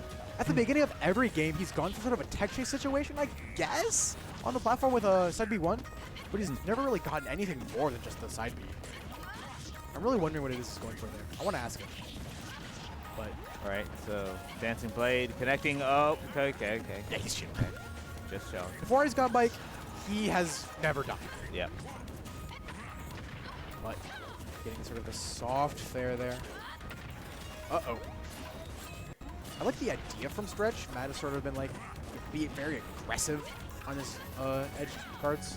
But no matter what, we're still chilling. Even game here. I wasn't able to grab the bike. You know that hurts if you're Mata, right? Yeah. Oh, no. Mata laughing it off a little bit. He knows that was a little bit silly of him to do. I'm not quite sure what the idea behind the mix-up there from Stretch was with the side B1, but I like it. It looked cool. Yeah, I'm not sure if Stretch might have meant to do the neutral B the other way, but Maybe. because I don't think you're gonna roll that far. But ultimately, the bike was able to clean up the act there. Yo. Mata knowing better of that drop through. Instead, wow, what a crazy grab! Are you kidding me? That was such a call out. All right, falling up air, waits for the option, and has it covered with that bite, and then just gets that F tilt. These pivot cancels from Mata into the F tilt. Been doing so much work, but Stretch knowing the better of it. Once again, sort of throwing out that shield breaker, but this time making it work. Despite that, Mata looking to clean him up. Oh, Yeah. wow, that didn't hit there. That was really interesting. Yeah. He had the call out, man. Solid up smash. I feel like no one ever talks about Wario up smash, man. It's basically just a Mario Bro up smash. You've got the Doc one, the Mario one, the Luigi one, and then there's the Wario one. It's a little bit worse, but it does the same thing, man. Uh-oh. Oh, Stretch DI's down and gets out of that waft. Definitely a bit of an interesting mistake there from Mata. I feel like he was a little bit late, but you know. Ah! Oh, that was scary, yeah. Wow. What a crazy, just like, I'm just gonna throw F smashing neutral. You're running towards me. And honestly, I like the idea. All right, that's a tech from Mata-Door. That's the thing I was talking about last game, man. It's just like, he's been going for these down airs, but against Lucina up B, like, I feel like down air's not the option. Obviously, that move is just like, it is a bowling ball when you're off stage. Right. But I feel like in certain matchups, it would be better to use other options. Either way, up a whole stock here. I don't imagine that Mata loses this, right? Surely he doesn't choke. Right? He's fine. We've seen Stretch make some pretty crazy comebacks, but that is not going to happen in this one. And here we go. First Game 5. First game 5 for a block, too. Dream of BMS and just clipped every time he got a kill. It was really funny. I only know this because I made like the PR reveal for BMS, and I was trying to go through clips, and I just kept seeing Stretch clips. Either way, Battlefield is going to be the counter pick here from Stretch. I like this a lot. Great stage for Lucina. It's just like really good at sharking the platforms, getting the extensions. Like obviously Lucina's not a super big combo character, but those up airs, they can look like Roy, man. Oof. Big F tilt there from Mata-Door. Again, you see that the bike thrown up is forcing the option from Stretch and forcing Stretch to stay off stage. Ultimately, Stretch able to navigate through here, baits out that up smash, and just gets a quick jab 1-2. These offstage situations are making me realize just what a brave player Stretch is. The way he sort of like went all the way down there despite Mata sharking it from above was crazy. Either way, Mata able to seal that stock out, and with a pretty convincing lead here, especially since Waft is like 1 minute away from being here. Yeah. At least full Waft. He's probably got half Waft pretty soon, if not already. I don't remember the exact time for half Waft. Something back here, I'm not quite sure I like the idea there. Despite that, uh-oh. Okay, buddy. Okay. Yeah. I like the idea there from Stretch, just canceling the Dancing Blade and then just running back, maybe expecting a tech option, but it's a little bit frisky going for that hard charge of that F smash. Yeah. Stretch's parries have been getting a little bit better throughout the set, sort of like realizing the timings that Matt has been going for. And that's the thing, man. Like, up air from Wario is -3 on shield. You are not punishing that if you don't parry it. Making great use of that. Sort of finding his way back into this game, despite like a pretty like shaky start. He's sort of making his way back. Getting the full Dancing Blade there, and now you're in the corner. Despite that, Mata have something to say about it. All right, yep, still gets hit the bike. With a preemptive throw, but no matter what, a back air across the entire stage. All right, so Stretch on their tournament stock here. Oh, okay. And right away, we see Stretch with the answer. Yeah. Anyone's game here, game 5. Yeah. But that being said, Waft is online. Maybe I called it a little bit too soon, calling like Stretch like super refined. Obviously he is, but maybe he does just make those crazy plays. Like that was a total Hail Mary. Yeah, Stretch definitely has a clutch factor. But that being said, I'm seeing a couple of risky moves here, and one move too many, and Mata-Door can end it. You know, Stretch already at 71%. This is definitely Waft territory for Mata-Door. I think what Mata's trying to go for is get him on this platform. He's trying to his weight user textures on Battlefield platforms. Oh my goodness, what a call-out up smash. Yeah. I mean, obviously that's damage, but in the long run, I'm not sure how much it really matters. Like, obviously, you're going to be seeing a lot of edge guard kills from Lucina. Yeah, now you have off stage, but might have gone a little bit too deep. Now you got to make your way back to stage. It will get the downer hit stun into the F smash. Stretch looking to make the comeback. Mata-Door lets the Waft go, and it does not connect. Yeah, all of a sudden, Mata, like a bit of a sad face on right now. Looking a little bit lost for words here. We'll see if he can make it back. Mata-Door on the back foot. All of a sudden, Stretch just looking to make the final conversion. Does not have the Waft to worry about. And with Mata-Door at 157, trying to look for the Dolphin Slash to take it. He wants the bike so bad. Yeah, he needs that bike. Uh-oh. Oh my goodness, such spaghetti here. Into the dash attack, not quite enough. Looking at the hard and the end. That's going to do it. No way, man. I don't know what to say, man. What an as you mentioned earlier, it's no Nest November, it's no Nest baby. November, so we are going to see yet more Lucina play. Only for a little bit longer, man. Next week. Oh. Next week, we got the Nest back. Nest is freed next week after Thursday. Every day you are not running, he's getting closer. So Nest will be back at the cave on Thursday, I guess. Yep. Guess so, man. All right, so here we go. Game 1 with Willy on the back foot here. Does have rage drive. Oh, man, that down air could have been very much committed. Oh, there's the rage drive. Dang. I thought he was winning this game. Yeah. All of a sudden, it's even. Crazy how that works, man. Yeah, that's Kazuya Mishima. Uppy here, yup. Able to find it. That didn't hit. Yeah, I'm not sure what hit there, but it was back air. The stock. Yeah. Not sure about that one. I think Lucina's a cheater character, actually. More than Kazuya. The original cheater. Yep. None of the beginning of time. Cheating. No matter what, Willy, definitely a very prominent player in the scene nowadays. So yeah. You do have to respect the Kazuya. Willy's had many a Twitter clip against many a very good player. Oh, for sure, man. There's definitely those situations where it's just like, you feel like Willy's the best player in the room. Right. That's the thing. Like, he's definitely got his moments, but like, sometimes he's just the best player in the room. Yeah. And all right. We'll get the roundhouse to take that stock, but right away, Montrose looking for the edge guard here and is going to get it with that back air. The back air is definitely going to be what we're seeing a lot sealing on these stocks from just holding shield right there, and now, Willy, you see that Dolphin Slash come out. I think Willy might have actually been expecting it. Bro is just doing just the. Is that Dragon Punch?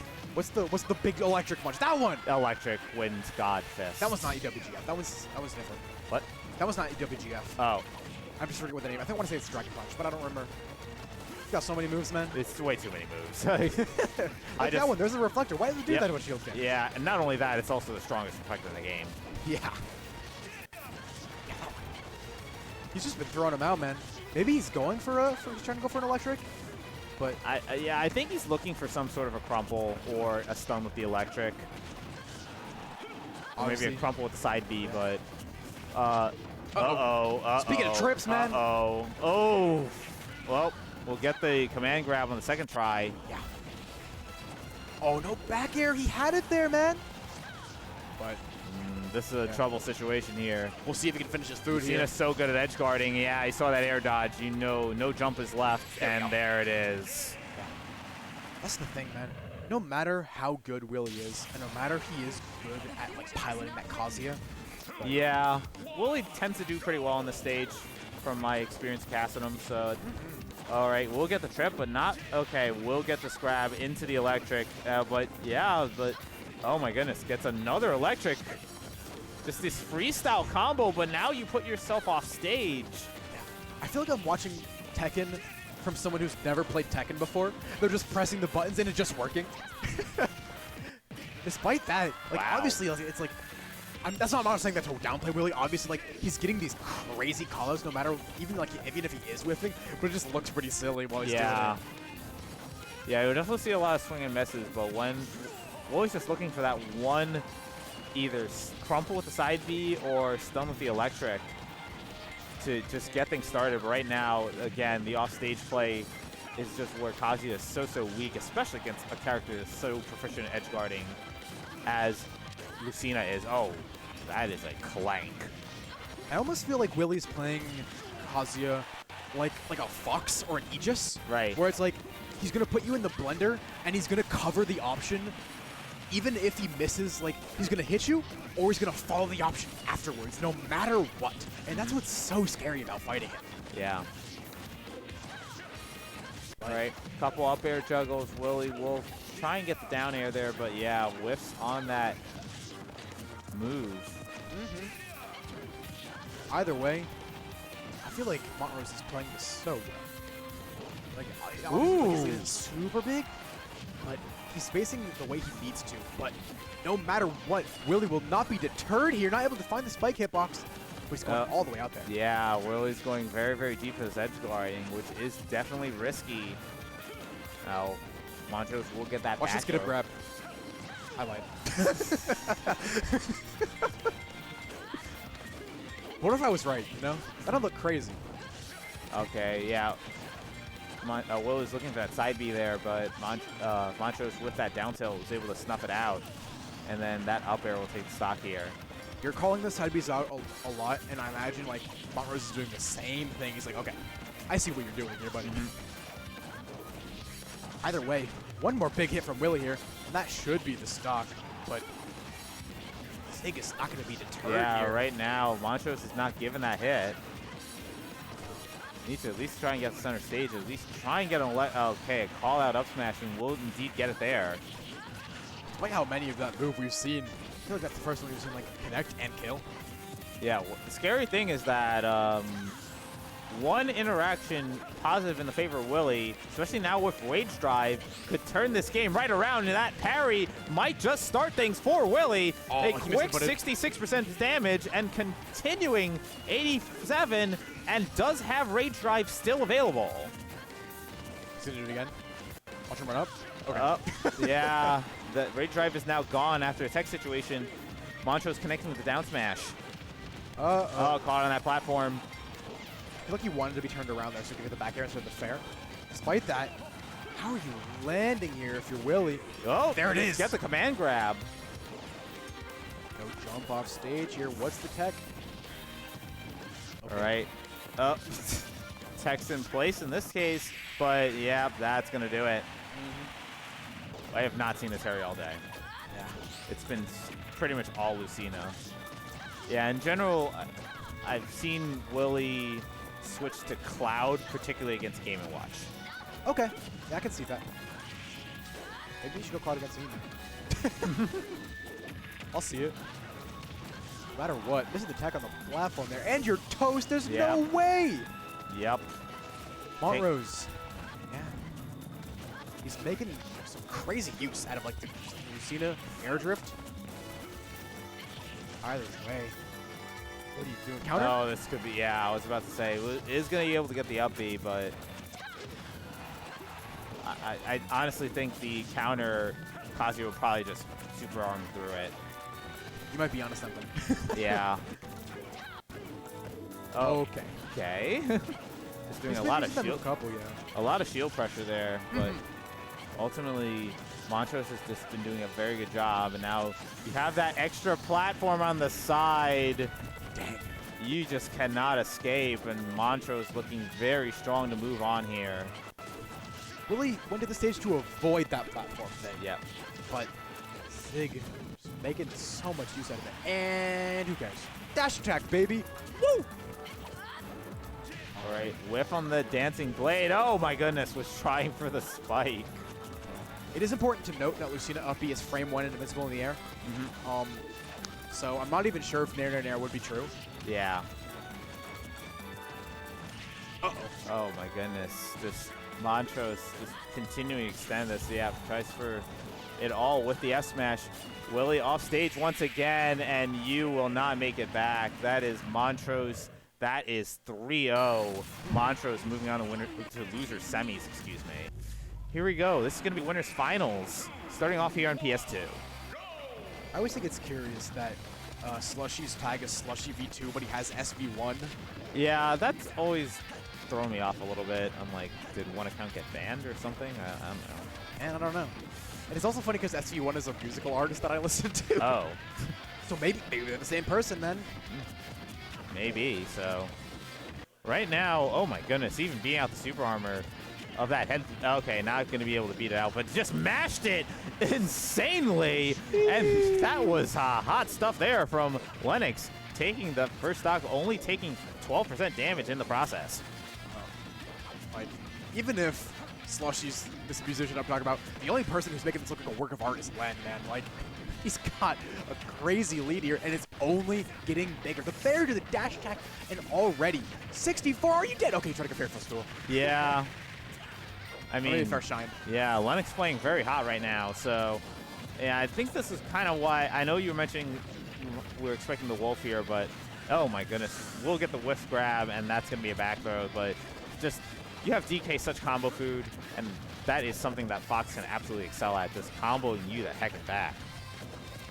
But I feel like Slushie's just like, just wait until I get down there, young man, and just like, bam, grab, and now you're at 72, you know? Like, yeah, that's a bit of a glass cannon part of this matchup, you know. It's such a volatile one. Yeah. But Len making it not look as volatile as it might even be. Man, Just opening up with the F tilt. Yeah, maneuvering around the berry attempts. Len really makes like all his characters just like looking at dance. Like he's like just like weaving in and out. He uses just sort of like up and down, just sort of like pogo stick movement of Fox, sort of like get around any area you might try to cover. All right, jab lock. It's going to continue to extend it with the down tilt, but good move out of disadvantage from Slushie to stop that combo. But now you're just going to go right back into it with a couple of up airs. All right, wow, that rolled around the illusion there. Okay, no tech. All right, yeah, buddy. Skill that's check. a big miss tech there, and now you're going to get buried. And oh, misses the up smash. I want to talk about how that side B hit. That didn't hit. And then the up smash didn't hit. This game was programmed. Yeah. All right, another back throw. I mean, definitely not out of the question here for Slushie, but you got to get back to out of disadvantage here. And right now, Len's not letting that happen. I feel like Len wanted to go for a back air there because yeah. soft dash attack back here is a true kill confirm, especially on ledge. But Slushie making his lucky stars there, and this could be the opening he's looking for. Yeah, that's going to do it. Back air will clean that up, so Lenix will take game one. Like, make the adjustments, and make the adjustments hard. Yeah, and we've seen Slushie do it before, but Slushie's going to have to do it in an absolute hurry. Otherwise, they're going to have to make this attempt to come back out of loser side. So, I believe it was against Mata-Door earlier where, wait, no, never know, it's 3-0, I'm lying. I was going to say that he lost the first game and then made it 3-0. However, wow. this could be the thing. He was able to poke with the second part of that hand slap. and converts it into the up smash. So good start here for Slushie. And I think we're starting to see some of those adjustments come out from Slushie. My favorite adjustment, just hit him. Yeah, the I'm bigger, I'm going to do more damage, so I'm just going to hit you, and it's going to hurt. Yeah, he's better, stronger, whatever the joke is. Either way. Hand slap gets the tech. Roll away, red, convert it into a grab. Yeah, And this should be cargo throw. Back air. Back there air. we go. There it is. Wow. We both knew. Yep. You know? What else is he doing there? Unless he's going for some crazy stuff. I'm not sure that ever killed. I mentioned the Saturnalia. I've casted a lot of Chunky Klong in the Wi-Fi era, so I'm very used to what DKs can do. So, hey man, if you're looking for good DKs, those are the two to watch, man. Yeah. Slushie and Chunky. Slushie's crazy though, man. I feel like it's not often like we see like a DK of this caliber. yeah. Right, big parry into the hand slap. Just choosing. Lenix just having trouble getting back in advantage state. We'll finally get it with the illusion. Gets kind of the weak hit of that fair. I like the idea behind the forward air. Sort of like he's doing a lot of neutral air dodging, and so he wasn't he didn't really get the spacing for another up air, and so he went for the forward air instead, sort of like followed his drift, right? Right. That deflect didn't hit him. Yeah. So back to even stocks here. Obviously, Slushie, one winning interaction could take this game for him. Especially with blocks at 94, that might actually do it. Yep, that's going to do it. All right, right away with the rapid jab off the platforms, and just going to continue. Lenix looking to start this like he started game one. Uh-oh. Oh, my goodness. Dude, already, this is a slugfest. Yeah, absolutely. You see that call-out up smash on that platform. It was trying for the F smash, but has a quick option afterwards.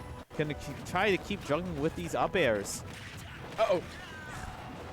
That's the thing. You just lose one interaction, Bro, up tilt kill. and you're dead. Yeah, just raw up tilt. I feel like it doesn't kill until like 130 usually, but maybe he was at 130. Okay. Okay, I see you, Len. Having none of that silly little uppy shenanigan. Well, Right. that was a really interesting interaction there. Because Fox's dash attack is notorious for crossing up on shield, right? And that was what Slushie was expecting. But I think because DK is so wide, I'm not even sure if dash attack can cross him. All right. Oh, what a tech chase. Yep, tech chase completely red there. All right, was looking for the headbutt, but Lenix just has the quicker option there. I think was looking for up smash there, but it was not expecting a double hand slap, and yeah, he was wearing down that shield, so Lenix is just like, you know what, I'm just going to throw the up smash. Yeah. I think it's interesting to note that if Slushie had not down tilted there, I don't think that up smash hits. He stuck his hand out. All right. You're dead. Ding dong, not quite, yeah. You're dead now, though. Oh no, slides way! out. It's, oh my gosh, Magna Hands is able to barely make it back. Yeah, it's unusual to see fall out at the last part of the spinning Kong like that. All right, baits out the giant punch. Waits out the headbutt, forces a regrab, but this just has a quick up tilt into the back air. Uh-oh. Oh, gets the footstool, and will get the 2-frame with the down smash. There is no such thing. We're going to be seeing red hair, Kong coming out, and interesting counter pick here. Yeah, interesting going to Kalos. Uh-oh, here's the opening we're all looking for. Oh, No, yeah. But either way, I feel like Slushie's been using hand slap a little bit more, which, I mean, is a great move. Has no lag if you're landing with it. Does so much shield damage and covers a lot of tech options. There it is, hand slap into the up smash. Not going to be enough on Kalos here, but it was pretty close. Yeah. Double dash attack, forward air, here we go. This is the damage he's looking for. Either way, Slushie coming right back on. Wow. And raw F tilt catching his neutral get up. Yeah. You're toast, man. Uh-oh. I feel like if you're Slushie right now, you gotta be so annoyed. Just because, like, if you're big like DK, like, that shield pressure that Fox does to you, it's like there's not a whole lot you can do about it. Obviously, you're gonna want like Nair, up B, grab at a shield, but you just can't really do that against Fox. But Slushie, either way, making it work and sort of a dominant game 4 here so far. Either way, up smash, taking it off the top, classic. Trying to catch the DI in on the forward air, but not able to make it work. Wow, this is the big damage he's looking for. Yeah, oh my goodness, shields the Skittle after that headbutt attempt, but ultimately Lenix is continuing to push the advantage state here. Every time I see that side view, that's just the Hikaru in my head from Civil War. Oh, wow. Get up attack beats out the up smash from Len. We'll get the back throw here for stage control, and we'll get the aerial to clean up that stock. Everyone always talks about, you know, oh my god, oh man, uh-oh. Yeah, everyone always talks about how, like, Fox back air, not a kill move, but Len making it work, you know? Yeah, absolutely. Gets the trip in. Oh my goodness, that could have been scary. If I'm Len there, I am terrified. Yeah. You could say, like, oh, that might be scary. Man, that was. Oh, waits for the tech read away. Yeah, and throws him off stage, looking the edge guard, but it's not going to get another throw, and it's just going to cargo throw him off stage. So it's going to be Slushie evening things up and forcing a game 5. I want to run down the interaction a little bit there. Yep, going back to PS2. Interesting. This is Len's counter pick, so that's pretty curious. I know he obviously really likes the stage. It might be one of Fox's best, if not his best. But it's also a great stage for DK. However, one of these characters is better. Yes. So, but that's obviously not to take away from the incredible gameplay Slushie has shown us thus far. And that's just sort of bleeding into this game too. Despite him being at ledge, one grab or he's obviously looking for these back airs, dash attacks. That's really going to do it.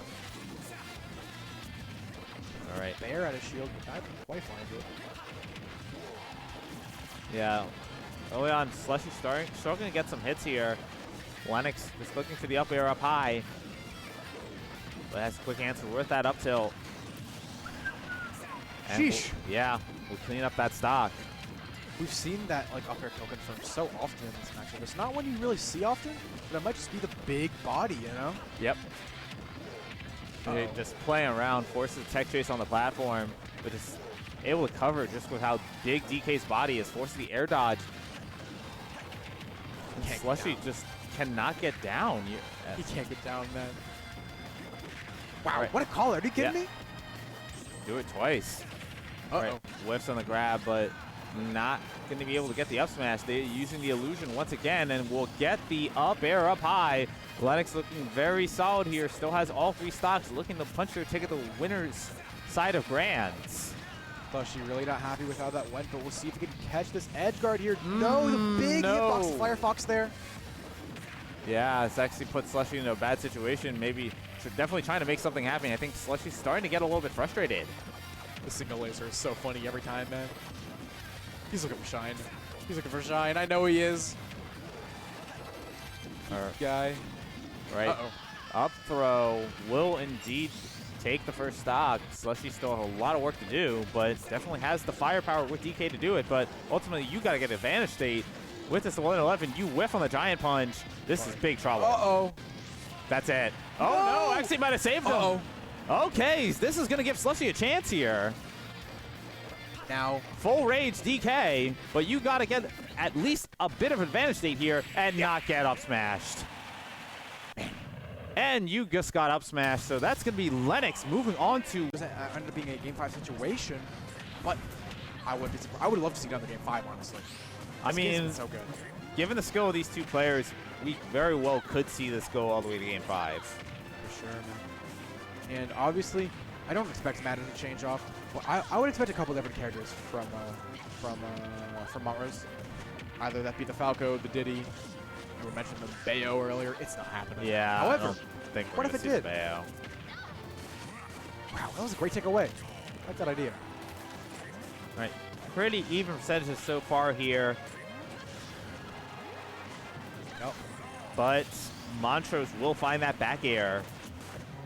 Yeah, no matter the even percentages, I feel like the sort of straight hit kills that Montrose brings to the table are just like a lot more present than the ones that Mata has at his disposal.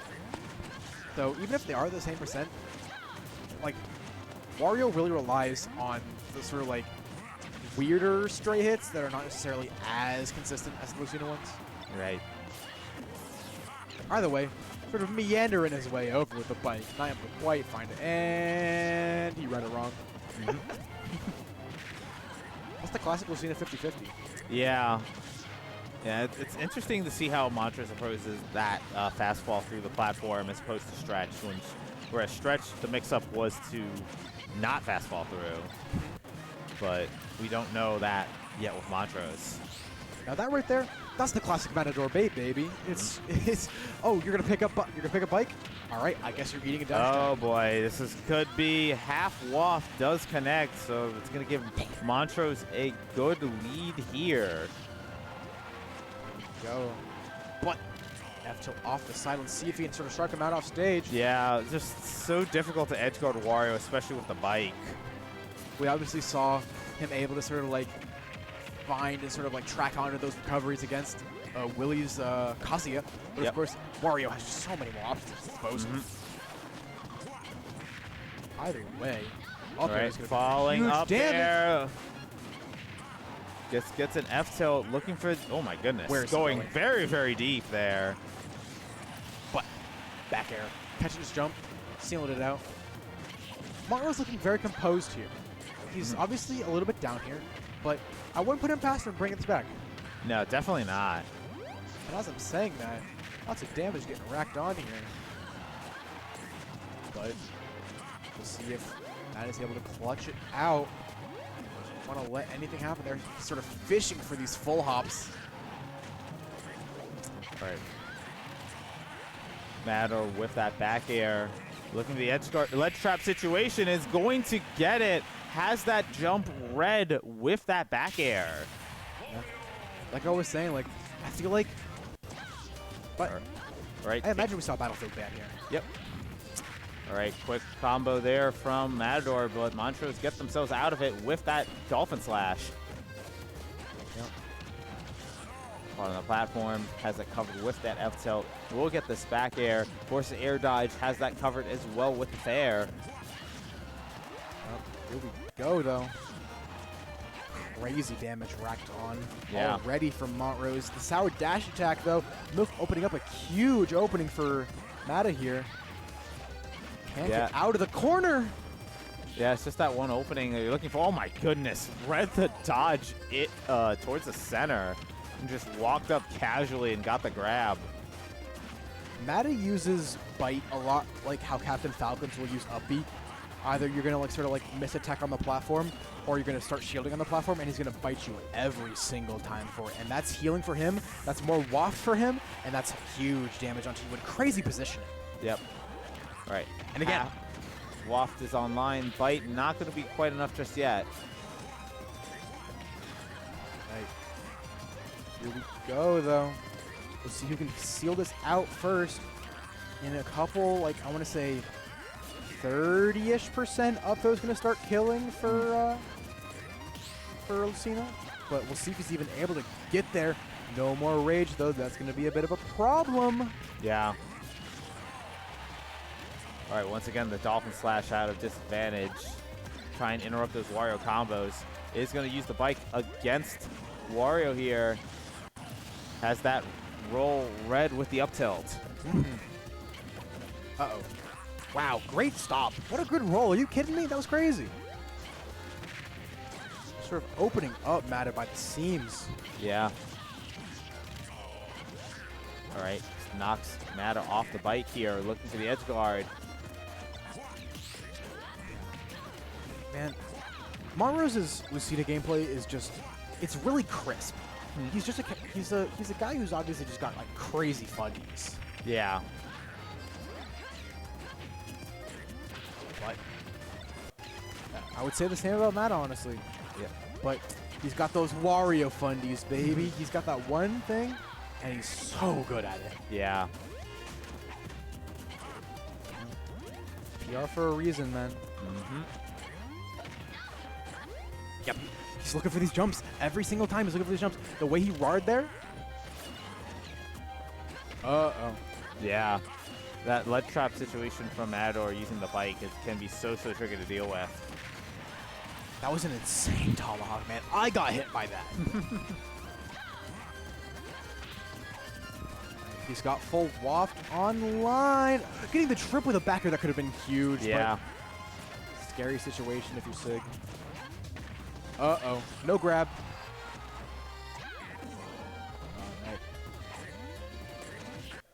Uh-oh. They're deciding not to go for the jump this time. But trying for the falling up air, just looking to set something up. He's dead, man. Ooh. Man, every time he has the read and he doesn't believe in it, man. Just doesn't believe. And there is that ledge guard with the fair. Now even up the stocks here. We've seen these make these damage deficits back. Already on the way, getting now 47%. Look out, man. It's getting closer and closer. I like the parry idea, but I wasn't able to find anything off it. He might have been able to up tilt waft there, but I don't think it's true anymore. Yeah. Oh my goodness, gets the trip. He's got 2 trips this stock. From Oh, that should be a punish. Yeah. Matta's not happy about that, man. All right. Or anywhere else. But Runner's back once again. Up throw. Up it. Yup. And again, wow. What a conversion. Are you kidding me? Yeah. A quick 87% damage by Mata-Door. Despite how that last game went, what a statement opening up this new one. Getting up the bike, your throat. Looking for a roll, man. No one's rolling. Stop rolling. Man, F-Tilt just gonna be enough to do it there. And again. All right. Yeah. Up air, super fast. We've seen the up air is really fast, and that's gonna be a great get out of jail free card. Calling him out there with a raw F smash. Oof. Time for that Dolphin Slash. That's what I'm saying, man. You got to parry. Like, that's what I was saying with Stretch. Is like, despite how good of an out of shield option up E is from Lucina, you have to parry the Wario up airs because that's -3 on shield. And if there's anyone that's good at spacing that so it's perfect, it's going to be Mata-Door. Yep. All right. This is some gameplay. They are not hitting each other. Ooh, I like the idea, but he tried to, I think he was trying to catch a drift in with an air dodge. Triple. Yeah. Jeez. Oof.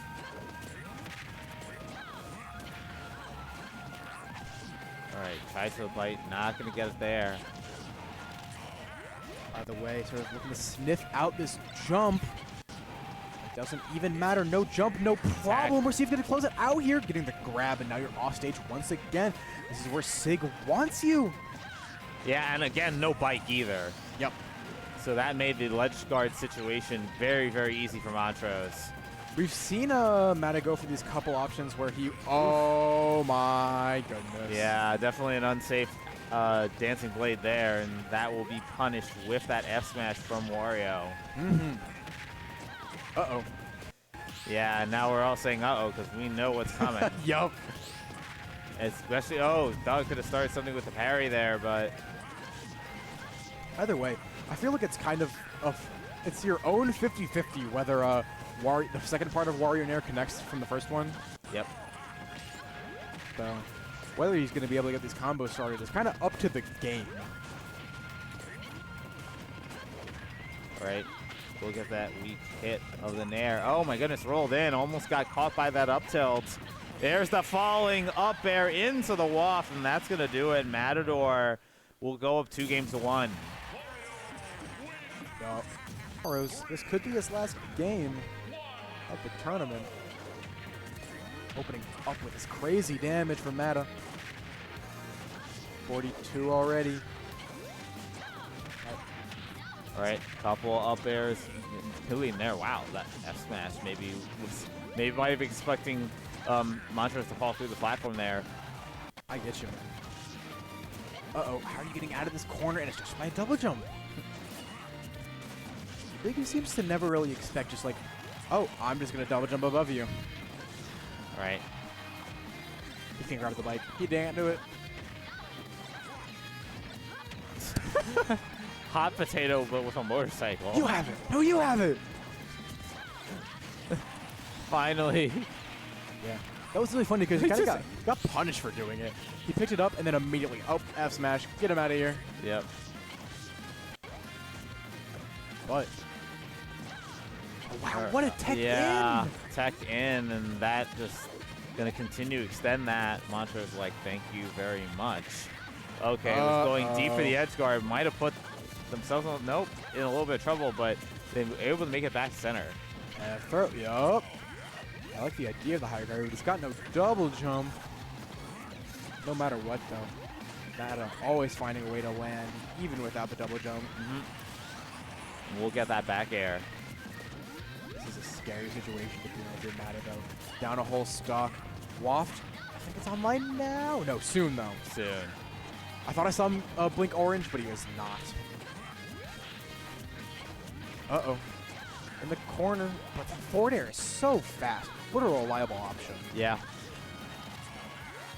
Using bite there a little bit. That's not going to be in here for a little bit. So if Sig can find a way to get Mata off stage here, this could be game point. Easier said than done. Oh, yeah. I think it's a 7-second cooldown for bike. That makes sense. Maybe. I might be lying. All right, yeah, that's... did not have the trap there, though. Up throw will take that stock, and... If there's anything that's a classic, it's Marcina up throwing you. But all right. Speaking of classics, down to dash attack, and now you're at ledge. What are you going to do here? Still. A little bit stale, so not quite taking it. That'll do it. The third time. All right, even stocks here, but Montrose needs to win the supports game 5. I mean, Wario's been able to work this back to pretty much even percentages. Oh, yeah. And I'm pretty sure at least half waft is on. If not, it'll be close. Yeah. Oh, he's fishing. He's looking for tech in. Nope, but he's still has a great reaction there. The way like Mata swings is so optimized. All Like, right. Oh! Throws the waft out, but it's not going to matter. He'll connect Slushie versus Mata-Door. Game 1, PS2. All right, so starting things off here. All right, with a hand slap, it's going to get the F throw for the tech take situation. Starting things off here for Slushie. Quick 50% unanswered. Just holding shield there and just having these up airs just do an enormous amount of damage, and we'll get ding dong. No, Mata-Door's going to jump out of that. But still, Slushie just continuing on this pressure. All right, but Mata-Door looking for the answer, but gets grabbed and up thrown. Solid first start there, stock there from Slushie. Slushie won here last week, looking to make it 2 for 2. But last time Slushie was on the winner side. This time Slushie's got to make it out of the loser side. All right, down air coming out from Mata-Door. Good grab there into the up throw. It just, might have been expecting a jump there from Mata-Door. Probably a good guess there from Slushie, but ultimately Mata-Door not biting with that jump. So, all right, couple back airs coming out, waiting for the option on the platform. Whiffs on the grab. Mata-Door answers with the back air. All right, F tilt coming out from Slushie. Gets the bare tip of the end of the hand slap. connecting with the up smash to follow up. So solid start from Slushie once again, still with all 3 stocks to play, but that bike is going to clean up the stock, taking advantage of DK's pretty predictable recovery here. So Mata-Door looking to get things started. Obviously has this airspeed and a big combo build against the big body of DK, waiting for the tech in. Slushie not biting. There's the hands. There's the falling up air into the half waft to at least very quickly even up the stocks after Slushie's hot start. And Mata-Door is just going to continue this combo food here. Slushie will finally get the spinning Kong to get back to stage here. All right, roll. That's going to get caught with a grab. Slushie with that back air and another back air, just doing so much damage here. Caught on this platform, tech chase with the bite. Gets another grab, going to use the bike for the edge guard. This forces a re-grab from Slushie, but not able to get the back throw. Gets the hand slap into the up air. Slushie will take game 1. PS2, of course? Yeah, I think we're probably going to see it for the entire set. Hey, man. That's how you do it. Mata-Door is super comfortable on pretty much any stage. As we said, like always voted, just like, hey, did I lose here? Okay, I'm going to win here. Yeah. Wow, what a crazy get up. Couple up airs coming out from Slushie. We'll get that fair.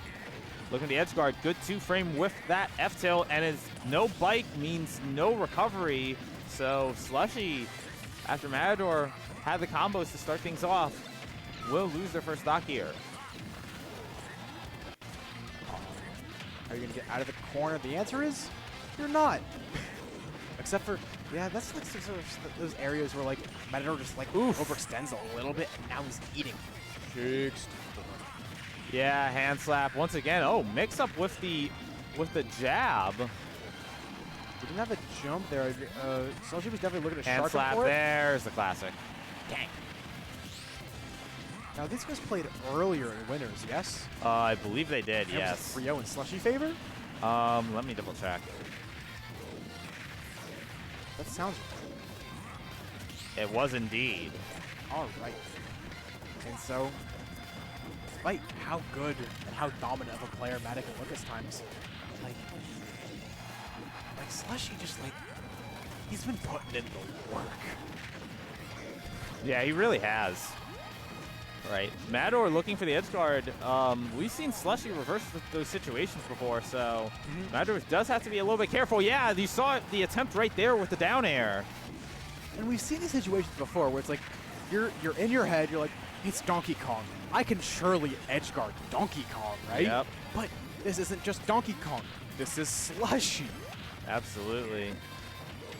And oh my gosh, just falls and gets the back air. Slushie going up 2-0, looking to very quickly. I like this pick. Yeah, in theory, this is a good matchup for Mario, but in practice, we don't know how much this Mario's been practiced. Well, he plays like all the Mario Bros, and he also plays like Bowser and Falcon. Right. So he's definitely got those deep, deep pockets. And the Mario's definitely one of his stronger ones. But we'll see if he's able to... Oh, no!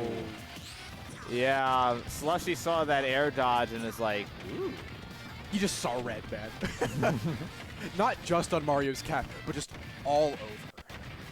Uh-oh. And this is what Mario can do against DK, using the platform to extend. Oh, my God. Oh, I thought he died, died after forward air. Oh, no, a mistake from Slushie. Speaking of dying after forward airing, that's rough. Either way, dominant first stock. I would be surprised if we see a dominant second. Yep, there's the ding-dong. Just good amount of damage here. Obviously, Mata, great player. The Mario's definitely looking a little bit crusty. Like, there are definitely moments where I'm just like, Oh I feel my like goodness. if you had the Mario as in practice, Now, it wouldn't be as bad.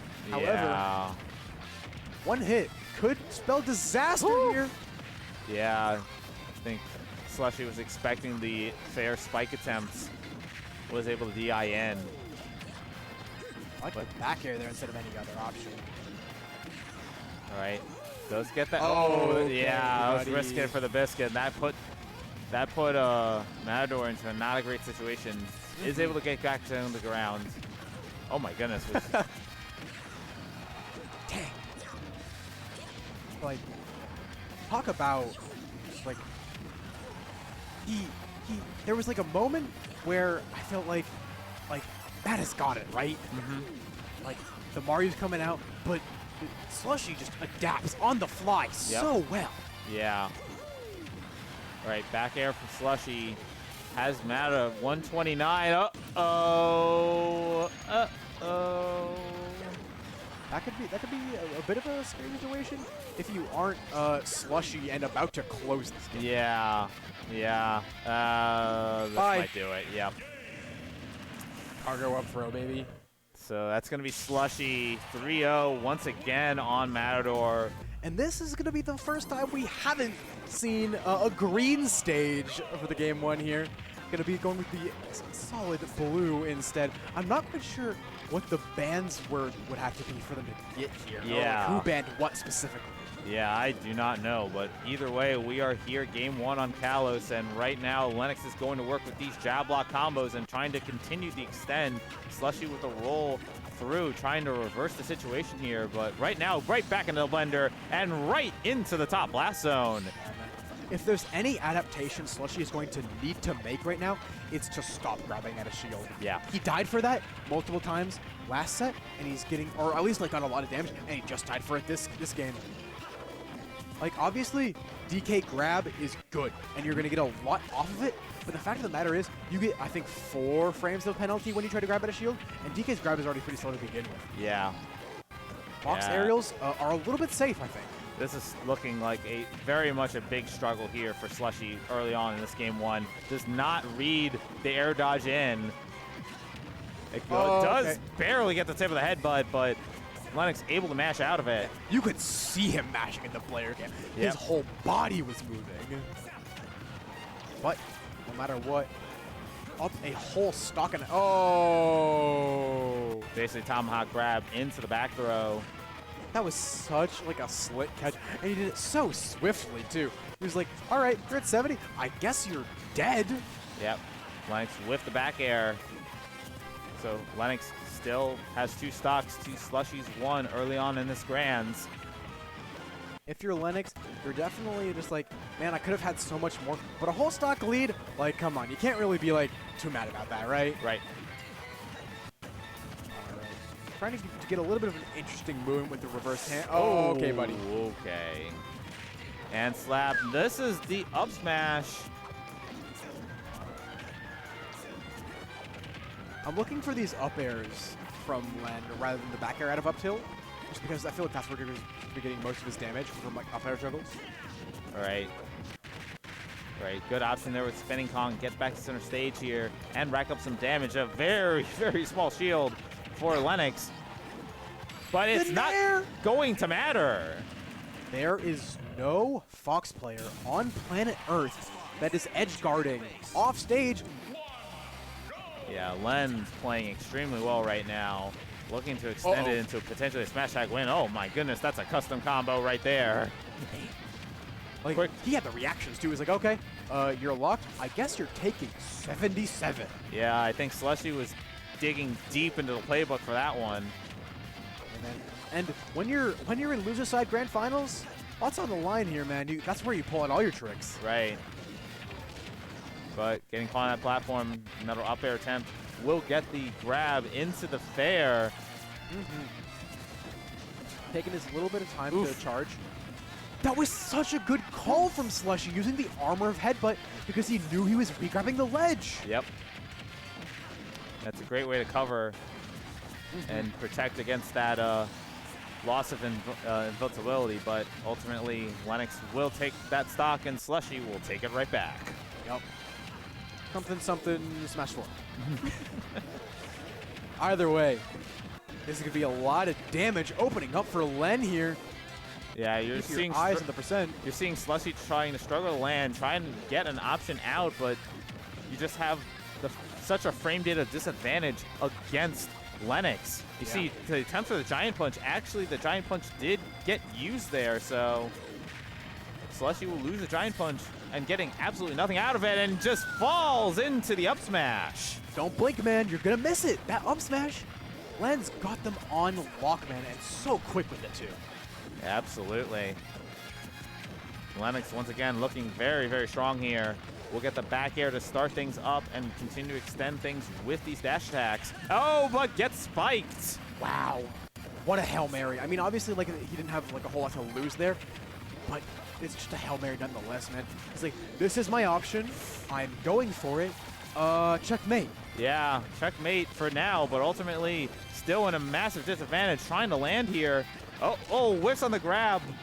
And you're going to get caught with that up air. That is 2-0 in the favor of Lenix. There was a moment in that game 20 seconds ago where it looked even. Right. And then you're going to have to remind me the set count of the first set they played. Was it game 5? It went to game 5, yes. Sheesh. Slushie's going to have to put in a whole lot of work here. Oh, this is big trouble. Already down 87%. Yeah. If there's anything I'm sort of taking a look at from Len's gameplay against Slushie is how much he's able to just let rip smash attacks. That's not something you see from Fox a whole lot. Yeah. But no matter what, like, he's making these calls either when it comes to Slushie mashing or mashing an air dodge out of a disadvantage. He's just pulling these triggers. All right, Tech. Use the get-up attack.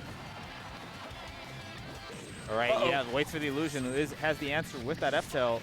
Going for it again, but Len sent to hold down there. Did the beefy up B. All right, and there's goodbye. Spinning Kong. That'll clear that Fox out, so Slushie will take the first stock here. And for what feels like the first time in his entire set, Slushie's got a bit of a lead here. Yeah, for the time being, but ultimately you're back on the ledge, and there is the call-out S-Smash. But Slushie not letting that like little bit of an advantage go to waste. Already 60%. Do I see 70? No, I see 70 on the part of Len. Did I lie?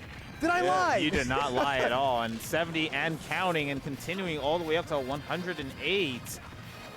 Yup. Just Len is just playing so flawlessly around this DK's hitboxes. But if you're Slushie here, what do you do here if you're Slushie? Like you're in his shoes. What can he be doing better here? It's really tough to say because it's just such a tough matchup with the frame data. But yeah, we'll get the grab into the up throw. So we should have thought about grab. Of course.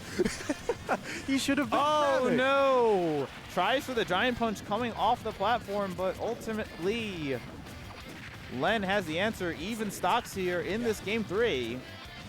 That was the same kill that Len was able to get last stock. Sort of the aggressive double jump. Ooh. Oh my goodness! All right. Aggressive double jumps. No grab. Yeah, misses the grab there. Trying to space out the hand slap, but ultimately good amount of damage there with the rapid jab. All right, here we go. Double nair. Try and go for the triple. But this is a scary situation. How are you getting down? Just drifting to the ledge. I like the call there. Yeah, huge illusion there. Whiff on the grab. You gotta land here. The way Len is playing around these hitboxes is fantastic. As you mentioned earlier, he's just sort of weaving in and out with his drift. But the back air not quite taking a little bit back DI maybe? Well. Oh, yes, it makes a tech roll away. It's not going to be quite enough to hit the weight of DK saving him for now, but oh no! Yeah. Not able to make it back. That is a 3-0 and a tournament win for Lenix.